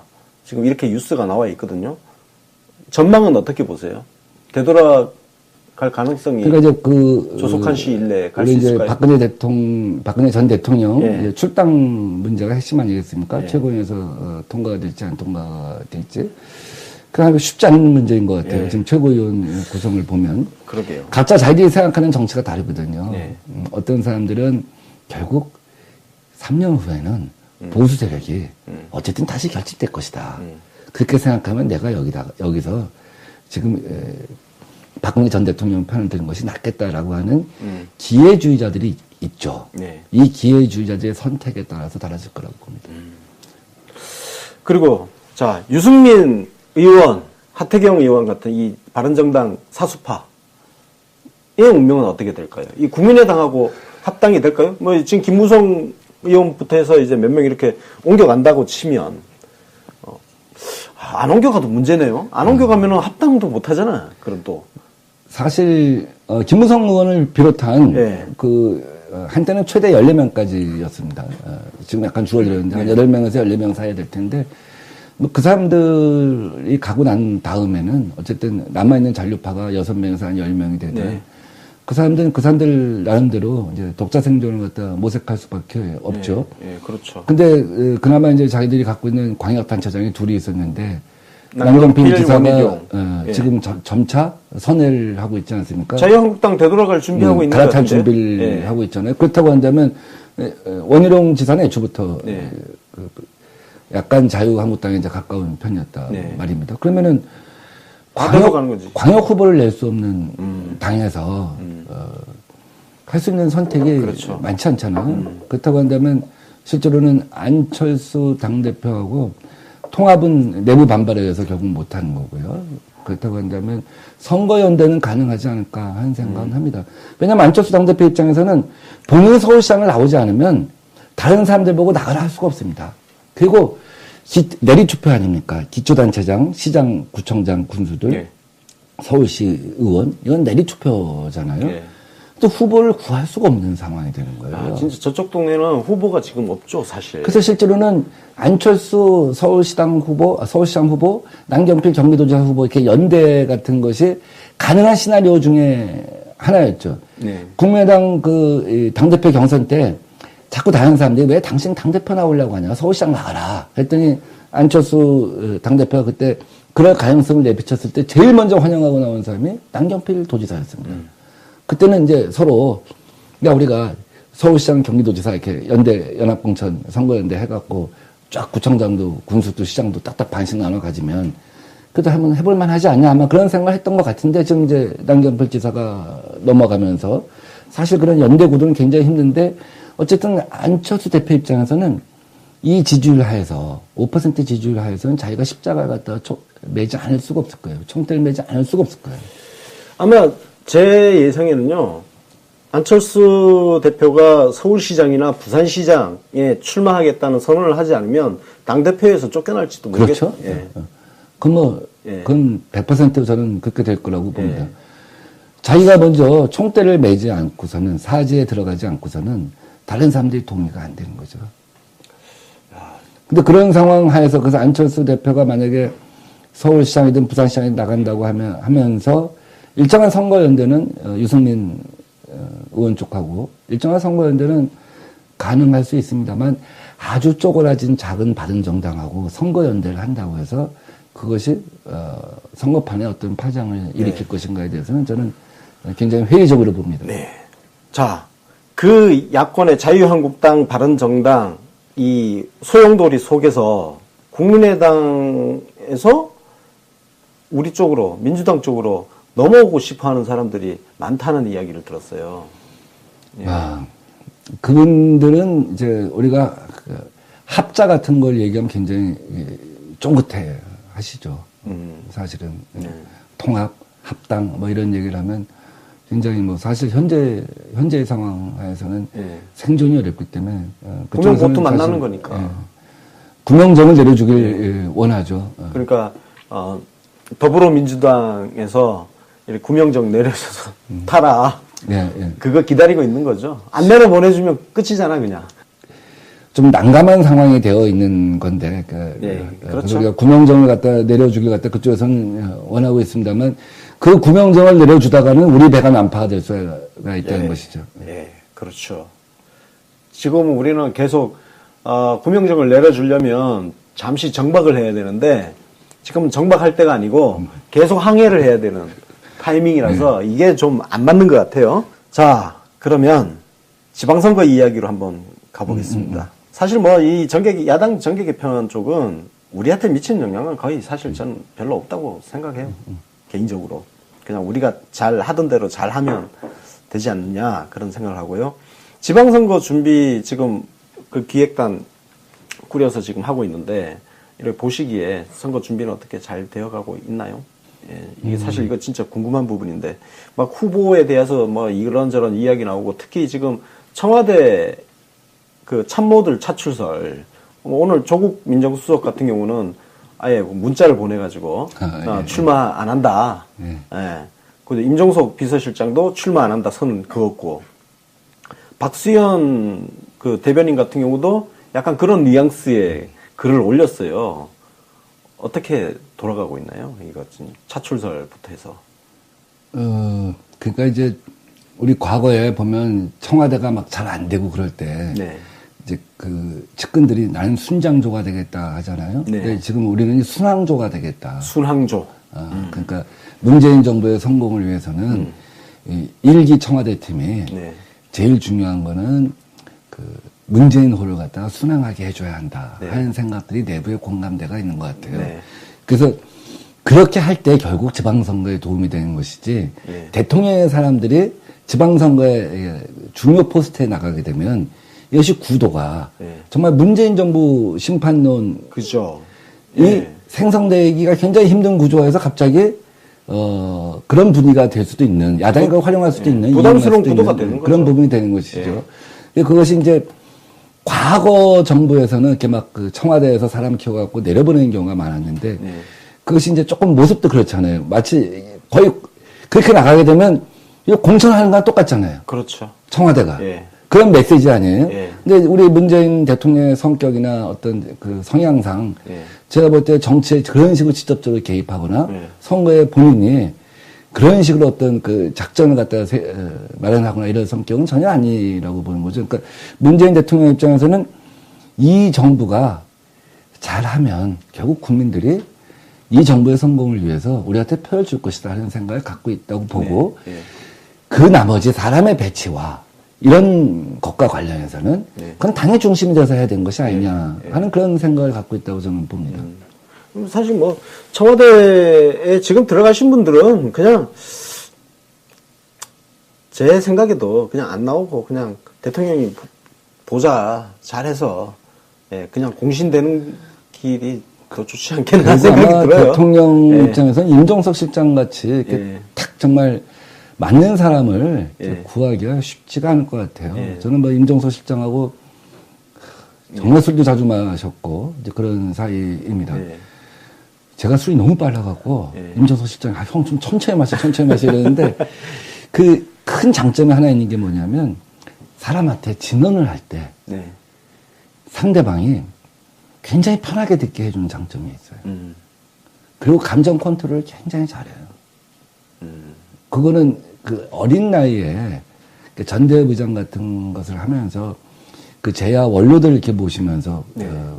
조정도 하고 뭐 이러면서 그 훈련된 미덕이 아닌가 하는 생각이 듭니다. 그래서 그런 그 비서실장감을 다시 새로 구하고 진용을 새로 짠다는 것이 저는 쉽지는 않을 거라고 봅니다. 어쨌든 뭐 지금 사실 당청 관계가 과거와 다르게 정말 당에 이게 이제 뭐 민주당 정부라고 표현하는 것에서 들어있듯이 당의 어떤 독자성이라든지 이런 것들 지금 그러니까 당을 좀 존중을 해주는 그런 분위기로 바뀌었잖아요. 사실 그전에는 청와대가 당을 조종을 하고 하는 그런 부분이 있었고 노무현 대통령 당시에는 사실 당청 관계가 아예 막 완전히 분리가 돼가지고 뭐 조정이고 뭐고 할 거 없이 오히려 그냥 각자 따로 노는 그런 상황이었고 그런데 지금은 뭔가 당청 간에 소통도 잘 되면서 또 각각의 독립성도 존중을 해주면서 그래서 지방선거도 결국은 당 중심으로 치러지는 거니까 청와대에 계시는 분들이 뭐 이렇게 나가고 하는 그 자체로 잘못된 시그널이 될 수 있다는 거. 그 측면에서는 하여튼 그래서 지금 우리 수석들이 뭐 불출마를 막 공개적으로 언급하고 그러는 거죠. 예. 예, 저도 그렇게 봐요. 지금 계속해서 그 출마 네. 관련된 보도들이 계속 나오게 되면 상당히 좀 그 흐트러져 네. 보일 수가 있죠. 청와대도 굉장히 네, 그렇죠. 좀 이완된 자꾸 어수선한 것처럼 보이잖아요. 보이고 또 당청 관계에 있어서도 네. 선거는 당이 중심이 돼서 치르는 그렇죠. 것이죠. 예. 당이 필요해서 그 사람들 갖다가 요구할 수는 있지만 청와대가 야, 너 나가라 하는 거는 모습이 굉장히 부자연스럽게 비춰질 수가 있는 것이죠. 네.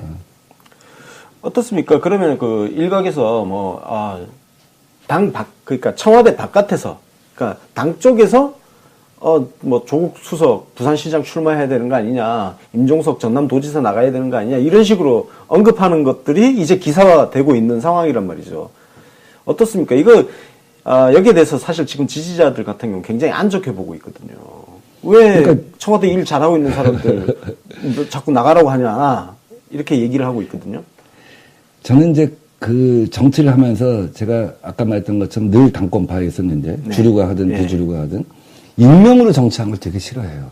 자기 이름으로 얘기해야지. 네. 자꾸 익명의 소스들이 얘기하면 이게 그러니까. 특히 언론은 막 그 자기 보도가 정확한 것처럼 보이기 위해서 네. 과장 보도를 합니다. 한 핵심 관계자, 네. 한 고위 당국자. 예, 고위자, 핵심. 고의가 아닌데 고의라고 써요. 네. 핵심이 아닌데 핵심이라고 써요. 그러니까 막 의리부여에서도 혼선이 생겨요. 과연 네. 이런 거죠. 임종석 그 실장의 전남도지사 차출에서는 이제 박지원 실장이 네. 박지원 예, 그 저쪽. 의원이 전남도지사 나가겠다는 움직임을 보이고 또 라디오에 나와서 그런 얘기를 갖다 했죠. 뭐 이분이 계산이 잘 모르겠어요. 진짜 도지사를 나가려고 하는 건지 아니면 우리하고 야 통합해라 하는 시그널 주기 위해서 하는 건지. 왜냐하면 그 경우 어쨌든 이 양반이 바지런하기 때문에 네. 전남판을 흔들 수가 있단 말이죠. 예, 뭐 그런 정치적 능력은 갖고 있죠. 예, 흔들면 좀 광주도 약간 좀 흔들리지 않겠느냐. 예. 그러면 이제 우리가 호남이라고 하는 영토를 다시 고토를 회복해야 되는데 네. 이 경우는 그러면은 임종석 실장이 나가는 것이 어떻겠느냐 하는 얘기 갖다 누가 호사가가 얘기했을 수는 있다고 봐요. 네. 근데 이거 갖다 이제 이래서는 안 되겠다라고 보는 것이죠. 마찬가지로 이제 네. 부산도 이제 부산 경남 어떻게 보면 세트로 움직이는 건데 왜 박원순 시장 경남도지사 뭐 예. 출마설도 이제 돌지 않았습니까? 예. 이제 서울시장이 경남도지사 나간다는 건 굉장히 어색한 거죠. 네. 근데 한편에서 이렇게 생각했을 수도 있어요. 뭐냐면, 야, 호남이라는 영토도 우리가 사실 어떻게 보면 뺏겼는데, 우리가 전국 정당화 하려면, 이번 선거에서 부산, 울산, 경상도를 갖다 한번 우리 땅으로 만들어 보자. 네. 그러기 위해서는, 박원순 시장이 한번 오면 어떻겠느냐 하는 생각을 갖다 그쪽에서는, 후보를 물색하는 과정에서 생각해 봤을 수도 있겠죠. 또 그 경우 우리 영토가 바뀐다는 그런 의미도 있을 수 네. 있다고 봐요. 그렇지만 그럼에도 불구하고 그것이 굉장히 인위적으로 보이잖아요. 그렇죠. 국민들이 볼 때는 자연스럽지는 않죠. 예, 국민들이 볼 때는 국민들이 요새는 다 정치의 주인이고 세상의 주인인데 자기들이 포석을 갖다 다 해가면서 세상을 갖다 일방적으로 이렇게 그 포석을 하고 바꿔나가고 이런 거에 대해서는 국민들이 좀 동의하기가 어려울 것이라고 봐요. 네. 그래서 국민들이 볼 때는 진짜 아까 제가 말씀드렸던 것처럼 이렇게 여전히 섬기는 자세, 네. 국민의 뜻을 갖다 하늘같이 보고 겸손하게 접근을 해야지 국민들이 우리가 정말 이 문재인 정부가 초심을 잃지 않고 있다라고 보지 않을까요? 네. 그래서 그런 인위적인 포석은 그게 사실 옛날 그 삼국지식 정치, 그죠? 정략이 많이 개입된 그런 삼국지식 정치고, 사실 뭐 정치라는 게 우리가 삼국지식으로 떠들면, 아유, 뭐 엄청난 그 가정에 가정을 더해가지고 다양한 시나리오 집어넣어서 이렇게 막 떠들고 쓰고 하면은 참 재미는 있지만 그게 정치를 굉장히 후퇴시킨 측면이 있지 않습니까? 예. 그리고 이제 다 감동을 통해서 올라와야 되는 거 아니에요? 네. 그 상향식으로 밑으로부터 그 감동이 덜할 수가 있고 뭐 저는 그분들을 갖다 그분 다 능력 있는 분들이에요. 네, 다 네. 훌륭하신 분들인데 그다음에 그 보수 세력들을 결집시킬 수도 있죠. 네. 야 이렇게까지 무시해? 이렇게까지 우리 처참하게 밟겠다는 거야? 니들이 하면 세상 다 주물릴 수 맞아요. 있다고 생각해? 예. 그게 사실 2016년 총선 당시에 그 진박이라고 하는 사람들을 대구 경북 지역에 억지로 꽂아놓고 공천 막 쭉 배제시키는 과정에서 민심의 역풍을 맞았던 사례도 있지 않습니까? 예. 그래요. 국민 눈높이에서 국민을 그 유권자를 무시하는 것처럼 보이는 그런 공천이라든지 정략적인 배치라든지 이런 거는 좀 삼가하는 게 맞는 것 같고, 그 측면에서 뭐 청와대 차출설은 빨리 좀 정리를 해야 될 것 같아요. 지금 우리 청와대 참모분들이 공개적으로 이렇게 그 불출마를 밝히는 게 저는 굉장히 좋은 효과를 낼 걸로 보거든요. 그렇게 할 때 당도 에너지가 생기죠. 네. 왜냐하면 당 지도부가 청와대에서 그런 그 차출서를 갖다 정리를 해주지 않으면 청와대만 바라보게 돼 있단 그렇죠. 말이에요. 네. 그걸 기본으로 해갖고 다른 그 판을 짜야 한다는 네. 생각이 드는데 청와대가 그걸 정리해 줌으로써 당의 생동감, 선거는 역시 생동감 아니에요. 역동적이어야 되잖아요. 그렇죠. 네. 역동적인 경선을 갖다 통해서 사람들 갖다 만들어 나가는 거 아니겠습니까? 네. 이제 그런 과정을 갖다 당이 주도해서 할 수 있는 말하자면 그렇죠. 자율권을 준 거죠. 예. 당 안에서도 이제, 자신감을 갖고 우리가 정말 우리 능력 갖고 청와대 쳐다볼 필요 없이 당에서 뜻을 모아서 생각을 모아서 지혜를 모으고 해서 지방선거를 잘 치르는 쪽으로 이렇게 쭉 논의가 되면 좋겠습니다. 예. 자, 지금 지방선거 이야기까지 오니까 벌써 지금 우리가 1시간 20분 했습니다. 예. 그래서 지방선거 이야기는 이제 국감 끝나고 이제 본격적으로 좀 이야기가 되지 않겠습니까?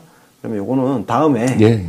지방선거를 가지고 다시 한번 모시고 예. 예, 그때 가서 한번 또 재밌는 이야기 네. 들어보도록 하겠습니다.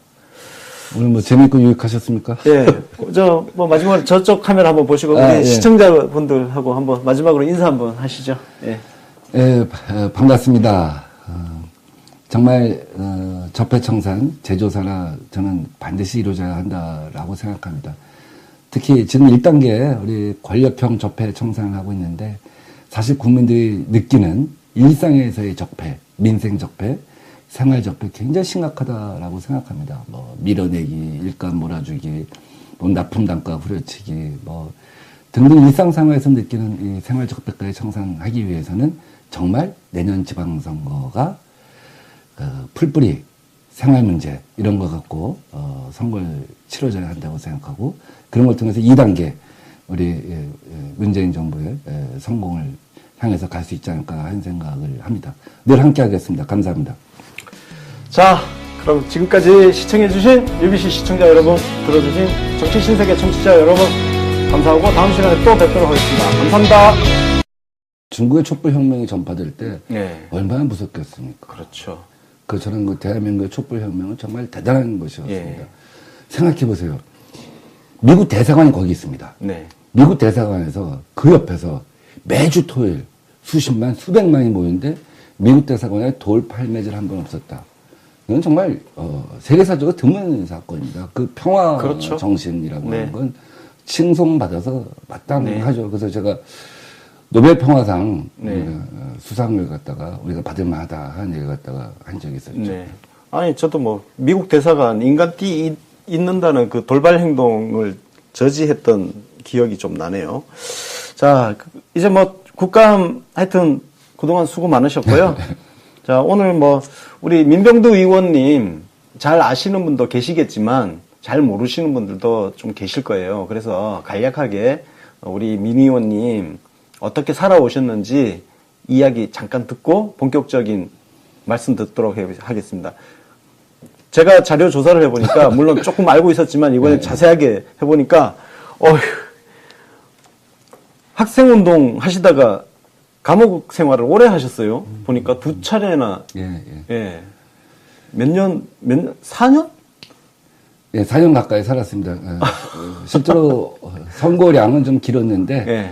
한 번은 김대중 대통령이 네. 나올 때 네. 다 이제 대사면이 되었고 일찍 나왔고 네. 또 한 번은 우리 이제 결국 민주주의가 네. 이루어지고 대통령 직선제가 이루어지고 네. 또 88 올림픽 후에 다 나간 다음에 6개월 후에 네. 출소를 했는데 두 번 다 이제 국가보안법상의 반국가단체 구성 관련죄죠. 아, 혁명 세력이네. 반국가단체 구성처럼 한 번 들어가기도 쉽지 않습니다. 2번 들어가는 거는 굉장히 예외적인 예. 일이죠. 그러니까, 아이고. 첫 번째는 그 항림사건이라고. 예, 합니다. 항림사건, 네. 예. 그 당시에 이제 광주 민주화 항쟁 이후에 사실 모두가 숨을 죽였어요. 네. 이래서는 안 되겠다. 네. 우리가 이 광주의 진상을 규명해야겠다. 그래서 네. 전국적인 조직을 만들기 시작하죠. 그래서 81년 3월 달에 광주 민주화 항쟁 이후 최초로 이제 1년의 시위를 합니다. 네. 그때 종로에 3,000명까지 나가서 시위한 적이 네. 있고요. 그때 처음으로 옥상 시위라는 게 개발됐습니다. 아시나요 혹시? 옥상 시위는 그냥 옥상에서 플랜카드 내걸고 구호 외치고 유인물 뿌리고 하는 그런 건가요? 그 전에 이제 우리 학원에 이제 학원이라고 하죠. 네. 학원에 이제 소위 이른바 짭새들이 이제 수백 명이 깔려 있죠. 있었죠. 예. 그러니까 무슨 5분을 못 버티죠. 동을 예. 외치고 바로 잡혀가는. 잡혀가니까. 네. 그러면 어떡하냐 해서 옥상에 올라가서 로프에 매달려서 이제 시위를 시작한 겁니다. 그래서 전국의 모든 대학교의 옥상 철문이 용접을 해서 다 닫혔죠. 네. 그래서 하다 앉으니까 나무에 올라가서 했습니다. 나무에 올라가면 3분, 5분 못 버티잖아요. 그래서 이 나무 저 나무에서 10명씩 올라가서 한 적도 있죠. 네. 아, 그 뒤에 뭐 노동운동도 하시고, 근데 특이한 게 만화 잡지, 만화광장 예. 참관. 예. 정말 많이 하시네요. 예. 우리 만화인들이 뭐 이현세 선생이랄지 허영만 선생이랄지 많은 분들이 저를 갖다 만화계 최초의 국회의원이라고 합니다. 네. 예, 그전에 보물섬 어깨동무 같은 그 어린이 잡지가 만화. 있었는데, 이제, 1980년대 공포의 외인구단을 갖다 필두로 해서 성인들이 만화에 빠지기 시작했죠. 네. 어떻게 보면 제1차 만화의 전성 시대이죠. 그때 성인 만화 잡지에서 오해하시면 안 됩니다. 예, 예. 그냥 어른들이 보는 만화. 그쵸. 예. 그래서 만화 강좌. 야한 만화 말고. 그 만화 강좌라는 게 창간이 돼서, 그때 창간 첫 호에 10만 부가 팔렸어요. 네. 아, 어마어마하네요. 그 당시 심한 만화 분이면. 붐이 엄청났던 것이죠. 아, 그러네요. 그 시기에 저도 만화를 진짜 많이 봤으니까. 대본소. 예. 지금 없어져서 모르죠. 저는 이제 만화방 가서 밤새도록. 그렇죠. 그때는 입장료 내면 밤새도록 볼 수 있었거든요. 예. 밤새도록 이연세, 박봉성, 뭐, 하여튼 그런 만화 몰아서 봤던 기억이 납니다. 오행성. 뭐. 예. 그래서 이제 대본소가 사라졌잖아요. 네. 그러니까 만화계가 큰 위기를 느낀 거예요. 네. 이제 웹진 시대로 넘어가는데 네. 제가 17대 국회 때 문 강의를 하니까 당신이 만화계 최초의 국회의원이 예. 우리를 위해서 좀 노력해달라. 이제 웹진으로 가야겠다. 네. 그래서 그 예산을 갖다 만들어달라. 그래서 이렇게 보답을 했죠. 그렇게 만화광장 그렇게 하시다가 그 뒤에 이제 문화일보로 가신 건가요? 네, 예, 문화일보 가셔서 워싱턴 특파원, 국회반장, 정치부장. 제가 지금 기억이 나요. 그때 의원님 문화일보 정치부장 하실 때 문화일보가 괜찮은 보도를 정말 많이 했어요. 그 특히 이제 노무현 대통령이 당시에 그 야권 후보로 약진하게 되는 그 결정적인 여론조사 결과 발표한 거. 그 영화 노무현입니다에 그게 나오죠. 예, 예. 그 기사 나올 때 정치부장이셨. 그때 국회반장. 그때 국회반장. 아. 그때 그 여론조사가 기폭제가 됐죠. 예, 기폭제가 그래서 됐어요. 노사모가 이제 광주 대의원대에 가서 그걸 갖다가 뿌리기 시작했죠. 네. 그래서 그걸 보고 야, 그것을 우리가 돌파를 했습니다. 음. 우리 문재인 후보나 박근혜 후보 모두 복지 확대하고 경제 민주화를 갖다 얘기했다고 한다면 네. 그것은 사회적 합의랑 똑같은 거다. 그러니까 우리가 오히려 패자가 먼저 이걸 제안을 해서 승자가 도망가지 못하게 하자. 사실 연지 곤지 바르고 나온 거다. 거짓말할 수가 있는데. 그래서 공통 공약에 합의해갖고 그 초반에 상당히 밀고 갈 수가 있었죠. 그 다음 당대표 시절에 제가 을을 위한 정당, 을지로위원회라고 하는 개념을 제시했고. 을지로위원회. 또 문재인 당대표 시절에는 제가 연구원장을 맡아서 유명한 열린정책연구원. 민주정책연구원. 민주정책연구원. 네. 그래서 그 당시에 우리 그 유능한 경제정당, 든든한 안보정당이라는 개념을 갖다가 제가 설계를 해서 제시를 했고. 원래 의원님이 진짜 그런 거 카피 뽑는 거 참 잘하시는 것 같아요. 우리나라 최초의 정책 엑스포도 했고요. 예. 대외적으로 공개되지 않았지만 총선 전략 지도라는 게 있습니다. 예. 모든 데이터베이스를 갖다가 역대 선거의 데이터베이스를 갖다가 놓고 그 동별 투표구별 성향을 분석하는 거죠. 아, 맞아. 요즘은 진짜 동별 이 데이터까지 다 분석해보고 그 취약지구 찾아내서 취약지구 공략하고 그렇게 하잖아요. 사실 근데 그게 예전에는 그 데이터 연구라는 거를 별로 안 했잖아요. 예. 예. 그래서 그 당시에 총선 전략 지도라고 하는 DB를 갖고 여론조사를 대입을 해서 중요한 수도권하고 충청도하고 부산 경남을 돌려봤는데 부산 경남에서 6군데 정도가 당선된 걸로 나왔습니다. 네. 그래서 문재인 당대표가 굉장한 자신감을 가졌었죠. 그 당시에 뭐 한반도 신경제 지도랄지 뭐 일자리 창출 공약 같은 것을 우리 연구원에서 서포트를 쭉 해왔었죠. 네.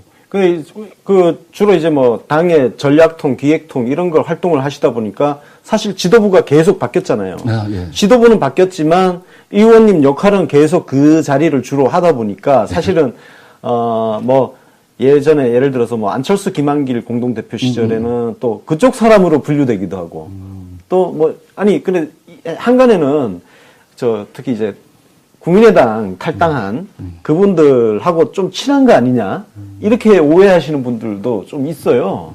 그게 뭐 예를 들어서 뭐 김한길 대표 체제에서 또 참모 역할을 또 하다 보니까 또 그렇게 보여진 측면도 있고 좀 억울한 게 좀 있으실 것 같아요. 그 당시 당대표 시절에 제가 제시한 것이 을을 위한 정당, 을지로위원회였죠. 그 을지로위원회에 대해서는 이제 좀 반대가 심했습니다. 무슨 네이밍을 이렇게 가볍게 하냐. 근데 결국 계속 제가 주장해갖고 이제 관철이 됐었죠. 저는 정치를 하면서 무슨 계보 활동을 하는 것에 대해서 이렇게 긍정적으로 보지는 않습니다. 그리고 어떠한 계보에도 뭐 들어가 본 적이 없습니다. 일각에서 좀 잘못 알려져 있는데 저는 그렇지는 않고요. 제일 말씀드린 것처럼 제일 큰 믿음은 당과 당 대표와 당의 후보를 위해서 일하는 것이 저는 큰 미덕이라고 생각을 네. 하고 어떻게 보면 선당우사. 어떻게 보면 주류 비주류가 아니라 예. 그냥 늘 당권파에 있었습니다. 늘 당권파. 예. 뭐 정세균 당대표든 정동영 당대표든 또 뭐냐 문희상 당대표든 김한길 당대표든 문재인 당대표든 늘 핵심 당주에서 그냥 당권파로 있었습니다. 예. 그러니까 오해도 받고 그러실 것 같아요. 예. 뭐 특히 이제 언론 같은 경우는 자기들 편의대로 좀 갖다 붙이잖아요. 아, 예, 예. 예. 그것 때문에 또 오해가 더 증폭되기도 하고. 예. 예, 그렇죠. 그래서 지난번 총선 때는 제가 뭐 탈당파로 계속 그 보도가 났다고 하더라고요. 전 몰랐어요. 국민의당 갈라져 나갈 때. 예, 예. 저는 애초부터 그건 안 된다고 예. 얘기했거든요. 예. 그럴 수도 없고, 어느 정도였냐면 이제 우리가 그 당시에 그 당명을 갖다가 이제 네. 공모를 해갖고 네. 당명을 확정하려고 한 데가 있었습니다. 그 당시에 우리 손혜원 예. 당 홍보기획위원장은 소나무 민주당을 선호했었어요. 아, 소나무 민주당. 예. 근데 우리는 그건 아니라고 예, 생각했거든요. 기억나네요. 예. 그래서 이제 그 당시에 갖다가 그러면 한번 그 인터넷에 올려놓고 예. 한 3개를 갖다 올려놓고 더불어민주당하고 소나무민주당하고 올려놓고 보자. 근데 제가 안 된다고 했습니다. 아니, 탈당하려고 하는 사람이 그거 갖다가 그 회의에 참석해서 그거 안 된다고 하겠습니까? 그렇지 않죠. 왜 안 된다고 했냐면 이거 올리는 순간 야, 도매인 사는 거랑 똑같다. 우리나라 정당이 우리가 알고 있는 것처럼 대여섯 개가 아니다. 선관위에 등록된 건 100개가 넘는다. 예. 그 정당단은 다 모든 것이 위임되어 있기 때문에 사실 1인 혼자서 그 당명을 변경하면 3개를 다 우리 걸 다 등록하면 어떻게 하냐. 그건 우리가 내부적으로 확정돼서 전격적으로 발표해야 한다. 하는 얘기도 그 당시에 한 적이 있었죠. 네. 그렇게 해서 더불어민주당이 당명으로 채택이 된 거군요. 아, 그건 뭐 제가 더불어민주당이라고 한 건 아닌데, 이제 그건 선혜원 그 과정이- 홍보위원장의 예. 작품이지만, 예. 이제 그 보안을 유지해가면서 네. 하는 데는 그 당시에 올려놔서 민주당 탈당파를 민병들 계속 거론할 때, 언론은, 종이 언론은 거론한 것 같지 않고 아마 패널들이 계속 얘기한 것 같아요. 네. 제가 들어와서 찾아보면 없어. 아. 없는데 동네 다니면 사람들이 탈당한다면, 아니, 저는 탈당할 생각이 없는데 왜 그러시죠? 그게 제 조금 전에 말씀드린 김한길 의원. 안녕하세요. 권순욱입니다. 군대, 공공기관, 병원, 기업 외부에서는 알 수 없는 은밀하고도 치명적인 비리를 두려움을 무릅쓰고 세상에 알린 사람들이 있습니다. 바로 공익을 위해 용기를 낸 공익 제보자들입니다. 오늘의 우리는 그들의 선한 양심 덕분에 투명한 사회에 한 걸음 가까워졌지만 그들의 삶은 어떨까요? 영웅이 되고자 한 적은 없지만 부정부패를 없애려 한 제보로 행해지는 보복과 싸우다 보니 어쩌다 슈퍼맨이 되어버린 사람들. 아름다운 재단은 공익제보로 인해 삶이 무너지지 않도록 공익제보자를 지원하는 어쩌다 슈퍼맨 캠페인을 시작합니다. 공익제보자가 슈퍼맨이 되지 않아도 되는 사회를 위해 어쩌다 슈퍼맨에 참여해 주시기 바랍니다. 어디선가 나타나서 생명을 구하고 정의를 지키는 영웅, 슈퍼맨. 우리 주변에도 많은 슈퍼맨이 있습니다. 바로 공익제보자입니다. 어쩌다 슈퍼맨이 되어야만 했던 그들에게 세상은 따뜻하지 않았습니다. 수많은 생명을 살린 2명의 간호조무사는 권고사직을 당했고, 장애인의 인권을 위해 싸운 선생님은 결국 사직했습니다. 어려움을 감내하고 있는 슈퍼맨들에게 이제 우리가 감사를 전해야 할 때입니다. 시민사회 지지 캠페인 어쩌다 슈퍼맨에 함께해주세요. 아름다운 재단. UBC 시청자 여러분, 그리고 정치신세계 청취자 여러분, 안녕하세요. 권순욱입니다. 오늘 UBC 인터뷰는요, 지금 특히 자유한국당을 비롯해서 바른정당, 국민의당 이쪽이 좀 시끌시끌합니다. 그런데 그 여파가 또 우리 당에도 미칠 수가 있어요. 그래서 이 야권에서 벌어지고 있는 정계 개편, 그리고 향후 이제 지방선거와 관련해서 더불어민주당 민병두 의원님 모시고 말씀 좀 들어보는 시간 준비했습니다. 민병두 의원님 나오셨습니다. 안녕하세요. 네, 안녕하세요. 네. 오늘 국정감사 마지막 날인데 오늘 어떻게 바쁘셨죠? 그동안? 예. 지난 20일간 우리 국정감사를 하면서 네. 우리는 어떻게 적폐청산을 하고 네. 또 재조사를 할 것인가. 네. 권력형 적폐뿐만 아니라 네. 사람들이 느끼는 민생형 적폐까지 근본적으로 어떻게 바꿀 것인가 하는 네. 이제 고민을 주로 했죠. 네. 반면에 자유당은 이제 상복 입고 나와서 네. 신적폐하고 주장을 한 바 있습니다만 뭐 국민들이 전혀 동의하지 네. 않으니까 네. 사실 뭐 쭉 처져 있는 분위기였습니다. 아니 우리가 집권한 지 이제 뭐 6개월도 안 됐는데 적폐가 쌓일 시간이 있었네. 적이 쌓일 적인데 쌓일 시간도 없었는데. 그러니까 적폐 청산을 신적폐라고 하는 네. 거죠. 그러니까 네. 그 프레임에서 국민들이 아. 동의하겠습니까? 네.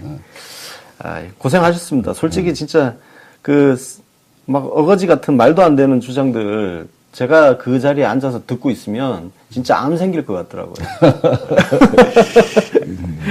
특히 이 검은 넥타이를 하고 있는 네. 사람들을 마주보면서 국정감사를 한다는 것이 굉장히 사실은 부담스럽고 네. 어떻게 보면 이런 분들하고 같이 국정감사장에서 마주 앉아서 국가 대사를 갖다 논의하는 것이 과연 이게 과연 맞는 건가 하는 그 회한도 많이 들었습니다. 네.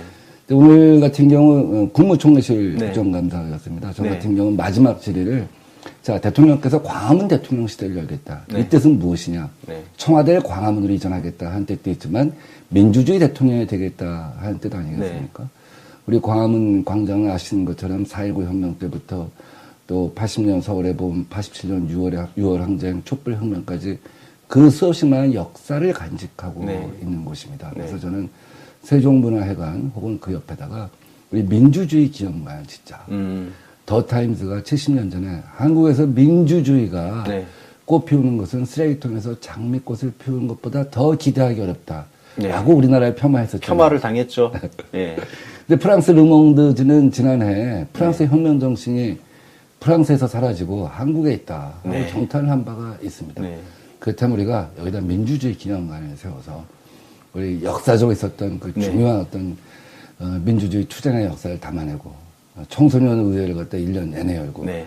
NGO들이 와서 항상 회의할 수 있고 또 세계에 민주주의를 열망하는 사람들이 와서 새로운 민주주의 4.0을 토론하게 하자. 네. 또 유엔의 국제기구로 네. 국제민주주의 센터를 갖다가 만들게 해서 우리 광화문에 유치하자. 그럼 네. 전 세계에서 우리가 정말 민주주의 상징이 되지 않겠느냐. 아니 저도 진짜 뭐 역사를 보면 세계사를 보더라도 2016년 대한민국 혁명은 저는 그렇게 대한민국 혁명이라고 이름을 붙이고 싶은데요. 프랑스 혁명에 빗대서 정말 한류 상품으로 세계에 내놔도 손색 없는 그런 게 아닌가 그런 생각이 들었거든요. 실제로 중국이 사드 보복을 한 게 아니라 네. 촛불 보복을 한 것이 아닌가. 몇 분하고 같이 식사를 하면서 김어준 총수랑 같이 네. 식사를 하면서 뭐 정계 은퇴했으니 방송 같이 하자.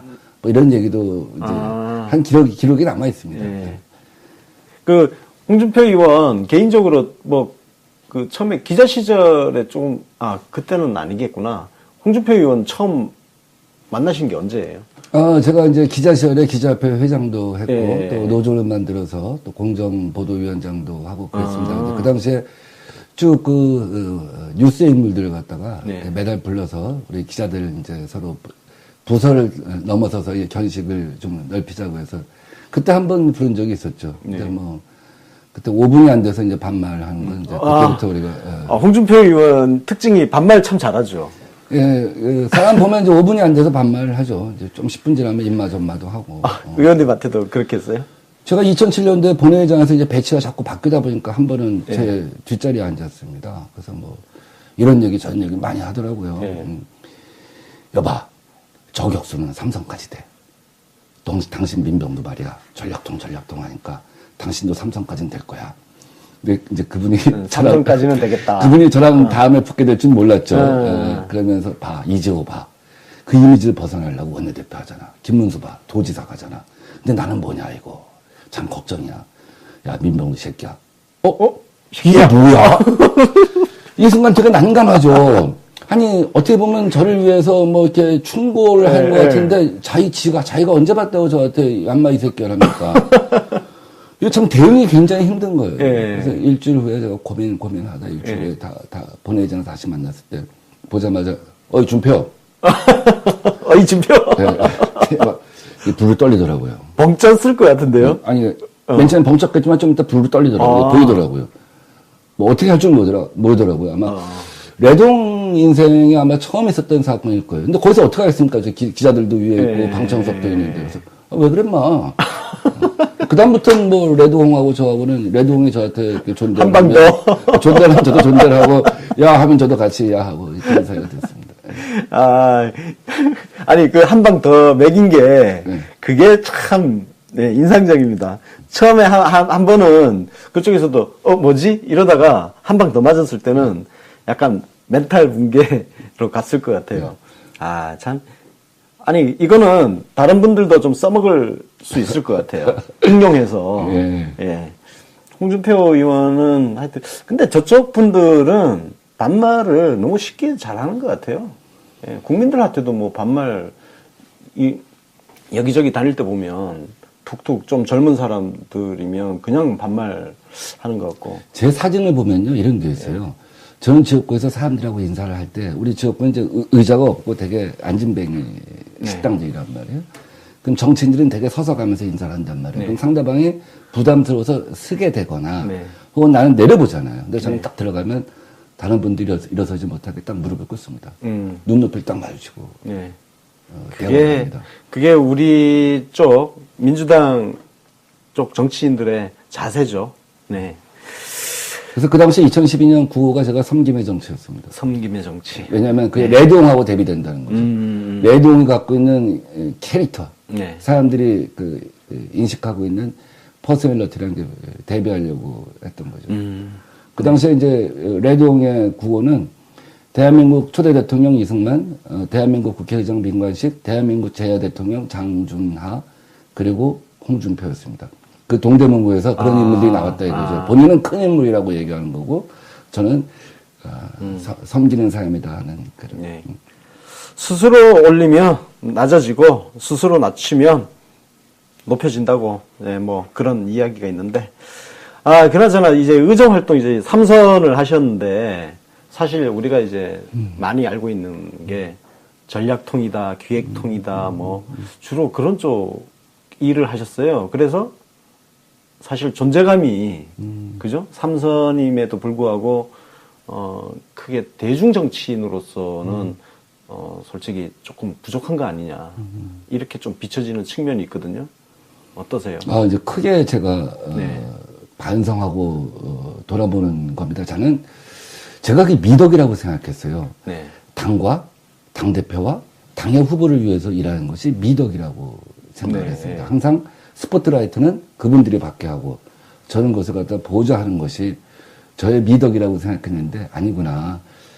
각각의 정치인들이 자기 목소리, 자기 가치를 갖고 얘기하면서 그것을 총집합하는 것이 당에도 재산이 되고 개인이 정치를 하는 데 있어서도 자산이 될 수 있겠다 하는 생각을 해봤습니다. 제가 2012년도에 당선된 다음에 우리 대선 끝내고 문희상 당의장 시대가 있었습니다. 그때 굉장히 힘들었죠. 대선을 치고 나서. 그때 제가 공통공약이라고 한 것을 실천하자. 이게 혁명이 일어나는구나. 그래서 사람들의 표심이 움직이는데 큰 기여를 했죠. 아니 그때까지만 해도 문화일보가 괜찮았는데 괜찮은 기자들이 다 빠져나가고 나서 이상해졌어요. 뭐 하여간 90년대 문화일보 정치 기사는 뭐 조중동과 한겨레 경향을 다 흔드는 그 석간이 완전히 그 아젠다가 더 주도하는 그런 시대였죠. 좀 개혁적 성격도 강했고 그래서 오죽하면 대통령께서 당선자 시절에 오마이뉴스 인터뷰를 갖다 마지막으로 해서 내 재임 시절에는 어떠한 언론과도 단독 인터뷰를 하지 않겠다고 했습니다. 근데 취임 50일 만에 저하고 단독 인터뷰를 했었죠. 아니 그렇게 이제 근데 괜찮은 분들이 이렇게 국회로 가시고 청와대 들어가고 하면서 좋은 기사 쓰는 기자들이 없어진 것 같아요. 지금 우리 청와대 뉴미디어 비서관 하는 정혜승 비서관 문화일보 출신이죠. 네 맞습니다. 맞아요. 그렇게 하다가 그렇게 기자 생활 하시다가 2004년 열린우리당 창당할 때 그때 이제 비례대표로 국회에 들어오셨잖아요. 그리고 2008년에 이제 지역구를 나가셨죠? 낙선하셨잖아요. 그때 누구랑 싸운 거예요? 그때 2007년 대선에서 이제 우리가 패배를 했는데 그렇다고 한다면 누군가는 그 책임을 져야 되지 않냐. 그래서 서울에서 한 번도 이겨보지 못한 데를 가보자. 그래서 그 당시에 강남 서초도 88년, 92년도에 박찬종, 김덕용, 홍사덕 이런 예. 분들이 야당 후보로, 예, 야당 후보로 된 적이 당선됐죠. 있었죠. 근데 동대문을이 1978년 송원영 의원 이후에 예. 한 번도 우리 당에서 당선된 적이 없는 곳이에요. 아, 거기는 제가 기억나는 분이 있어요. 저쪽에 김영구 의원. 예, 흑선풍이라고. 예. 터줏대감이었죠. 예, 예. 그분이 4번 하시고, 예. 그 다음에 이제 레드홍, 아, 홍준표 씨가 이제 3번 예. 했죠. 아, 그러면 18대 그때 2008년도 총선에 홍준표 예. 하고 붙은 그래서 거죠? 제가 선택을 해서 간 거죠. 아. 가장 어려운 데 가서 예. 우리가 가시덤불 뚫고 나가는 모습을 보여야 되지 않냐. 헌신을 하자, 희생을 하자. 그래서 제가 가서 전사하셨군요. 장렬하게 전사를 예. 했습니다. 그래서 그리고 그때 리벤지가 벌어지죠? 그래서 2011년. 그 4년을 정말 일을 악물었죠. 예, 어떻게 이건 뭐 저는 제 개인의 승리가 아니라 민주개혁 세력의 승리여야 한다. 그런 소명감을 갖고 움직였죠. 그래서 10당 구락이라는 말 들어보셨습니까? 네, 10당구라? 아니요. 15을 쓰면 당선되고 9을 아. 쓰면 떨어진다. 뭐 이런 뜻이 아닙니다. 하루에 밥 먹는 시간을 빼고 10시간을 다니면 당선되고 예. 9시간을 다니면 떨어진다. 예. 그게 저였습니다. 예. 그게 저 때문에 만들어진 그냥 말입니다. 지역구를 누비고 다니셨네요. 하루에 많은 날은 37개 약속이 있었는데 예. 제가 파악한 데가 35군데까지 가봤습니다. 와. 나중에 정말 입에서 단내가라고 예. 지치더라고요. 아. 그 당시에 홍준표 레드홍은 원내대표, 당대표 예, 최고의 거물이었잖아요. 예. 최고의 성장기였습니다. 그걸 무너뜨리려면 나무 밑동을 갖다 까야 된다. 같은 방법으로는 내가 이길 수가 없다. 그가 여의도에서 밥 먹을 때 나는 동대문에서 밥 먹고, 그가 골프를 칠 때 나는 동네에 있는 약수터를 가고, 이렇게 해서 이겨야겠다. 그래서 2011년 7월에 레드홍이 당대표가 됐을 때 저는 승리를 확신했습니다. 오히려. 아, 저 사람은 더 이제 여의도에만 머무를 수밖에 없구나. 여의도에 묶여있을 때 나는 동대문을 갖다가 내 발판으로 하자. 아, 그렇게 해서 홍준표를 꺾었어요. 이게 소선구제 도입 이후 민주당 간판으로 첫 당선. 78년 이후에 예. 제가 처음 이긴 겁니다. 사실 그 전에 기억나는 분이 허인의 예. 그 고대 총학생회장 하셨던 예, 분. 그때 정말 아깝게 졌었잖아요. 네, 그때. 3표 차이. 3표 차이, 맞아. 아. 그래서 그 막 통곡하던 장면이 밤샘 생각이 납니다. 재개표하고 그랬던 예. 아, 정말 진짜 그 레드홍을 깎으신 것만으로도 정말 상당한 업적이라고 저는 생각을 합니다. 하여튼 그 과정을, 홍준표 의원하고는 어떠세요? 그렇게 처음에 한판 졌다가 리벤지로 보내버리고, 그래가지고 홍준표 의원이 나중에 경남도지사로 내려간 거 아니에요? 그죠? 예, 그렇죠. 그때는 이제 정계 은퇴 선언을 예, 했죠. 정계 은퇴 선언. 바로 정계 은퇴 선언을 했는데 동대문 주민한테 그렇다면 그동안 고맙다는 얘기도 없냐 그랬더니 바로 이제 트위터에 또 그동안 도와주신 분들한테 감사하다 네. 하고 한 달 후에 지역 주민들한테 편지를 보냅니다. 이제 공적 인생을 마무리하고 광화문에 변호사 사무실 얻어서 봉사하는 삶을 살겠다 이제 하고 이렇게 얘기를 하죠. 근데 나중에 자기는 그렇게 얘기한 적이 없다. 그렇게 얘기한 적이 없다. 내가 언제 그렇게 얘기했냐. 민병두가 오독을 한 거다. 나 같은 거물을 갖다가 무너뜨리니까 흥분해갖고 그걸 오독을 한 거다. 내가 동대문을 떠나겠다고 했지 정치를 떠나겠다고 한 적이 없다는 거예요. 근데 그거는 이제 거짓말로 드러난 것이 그 후에 우리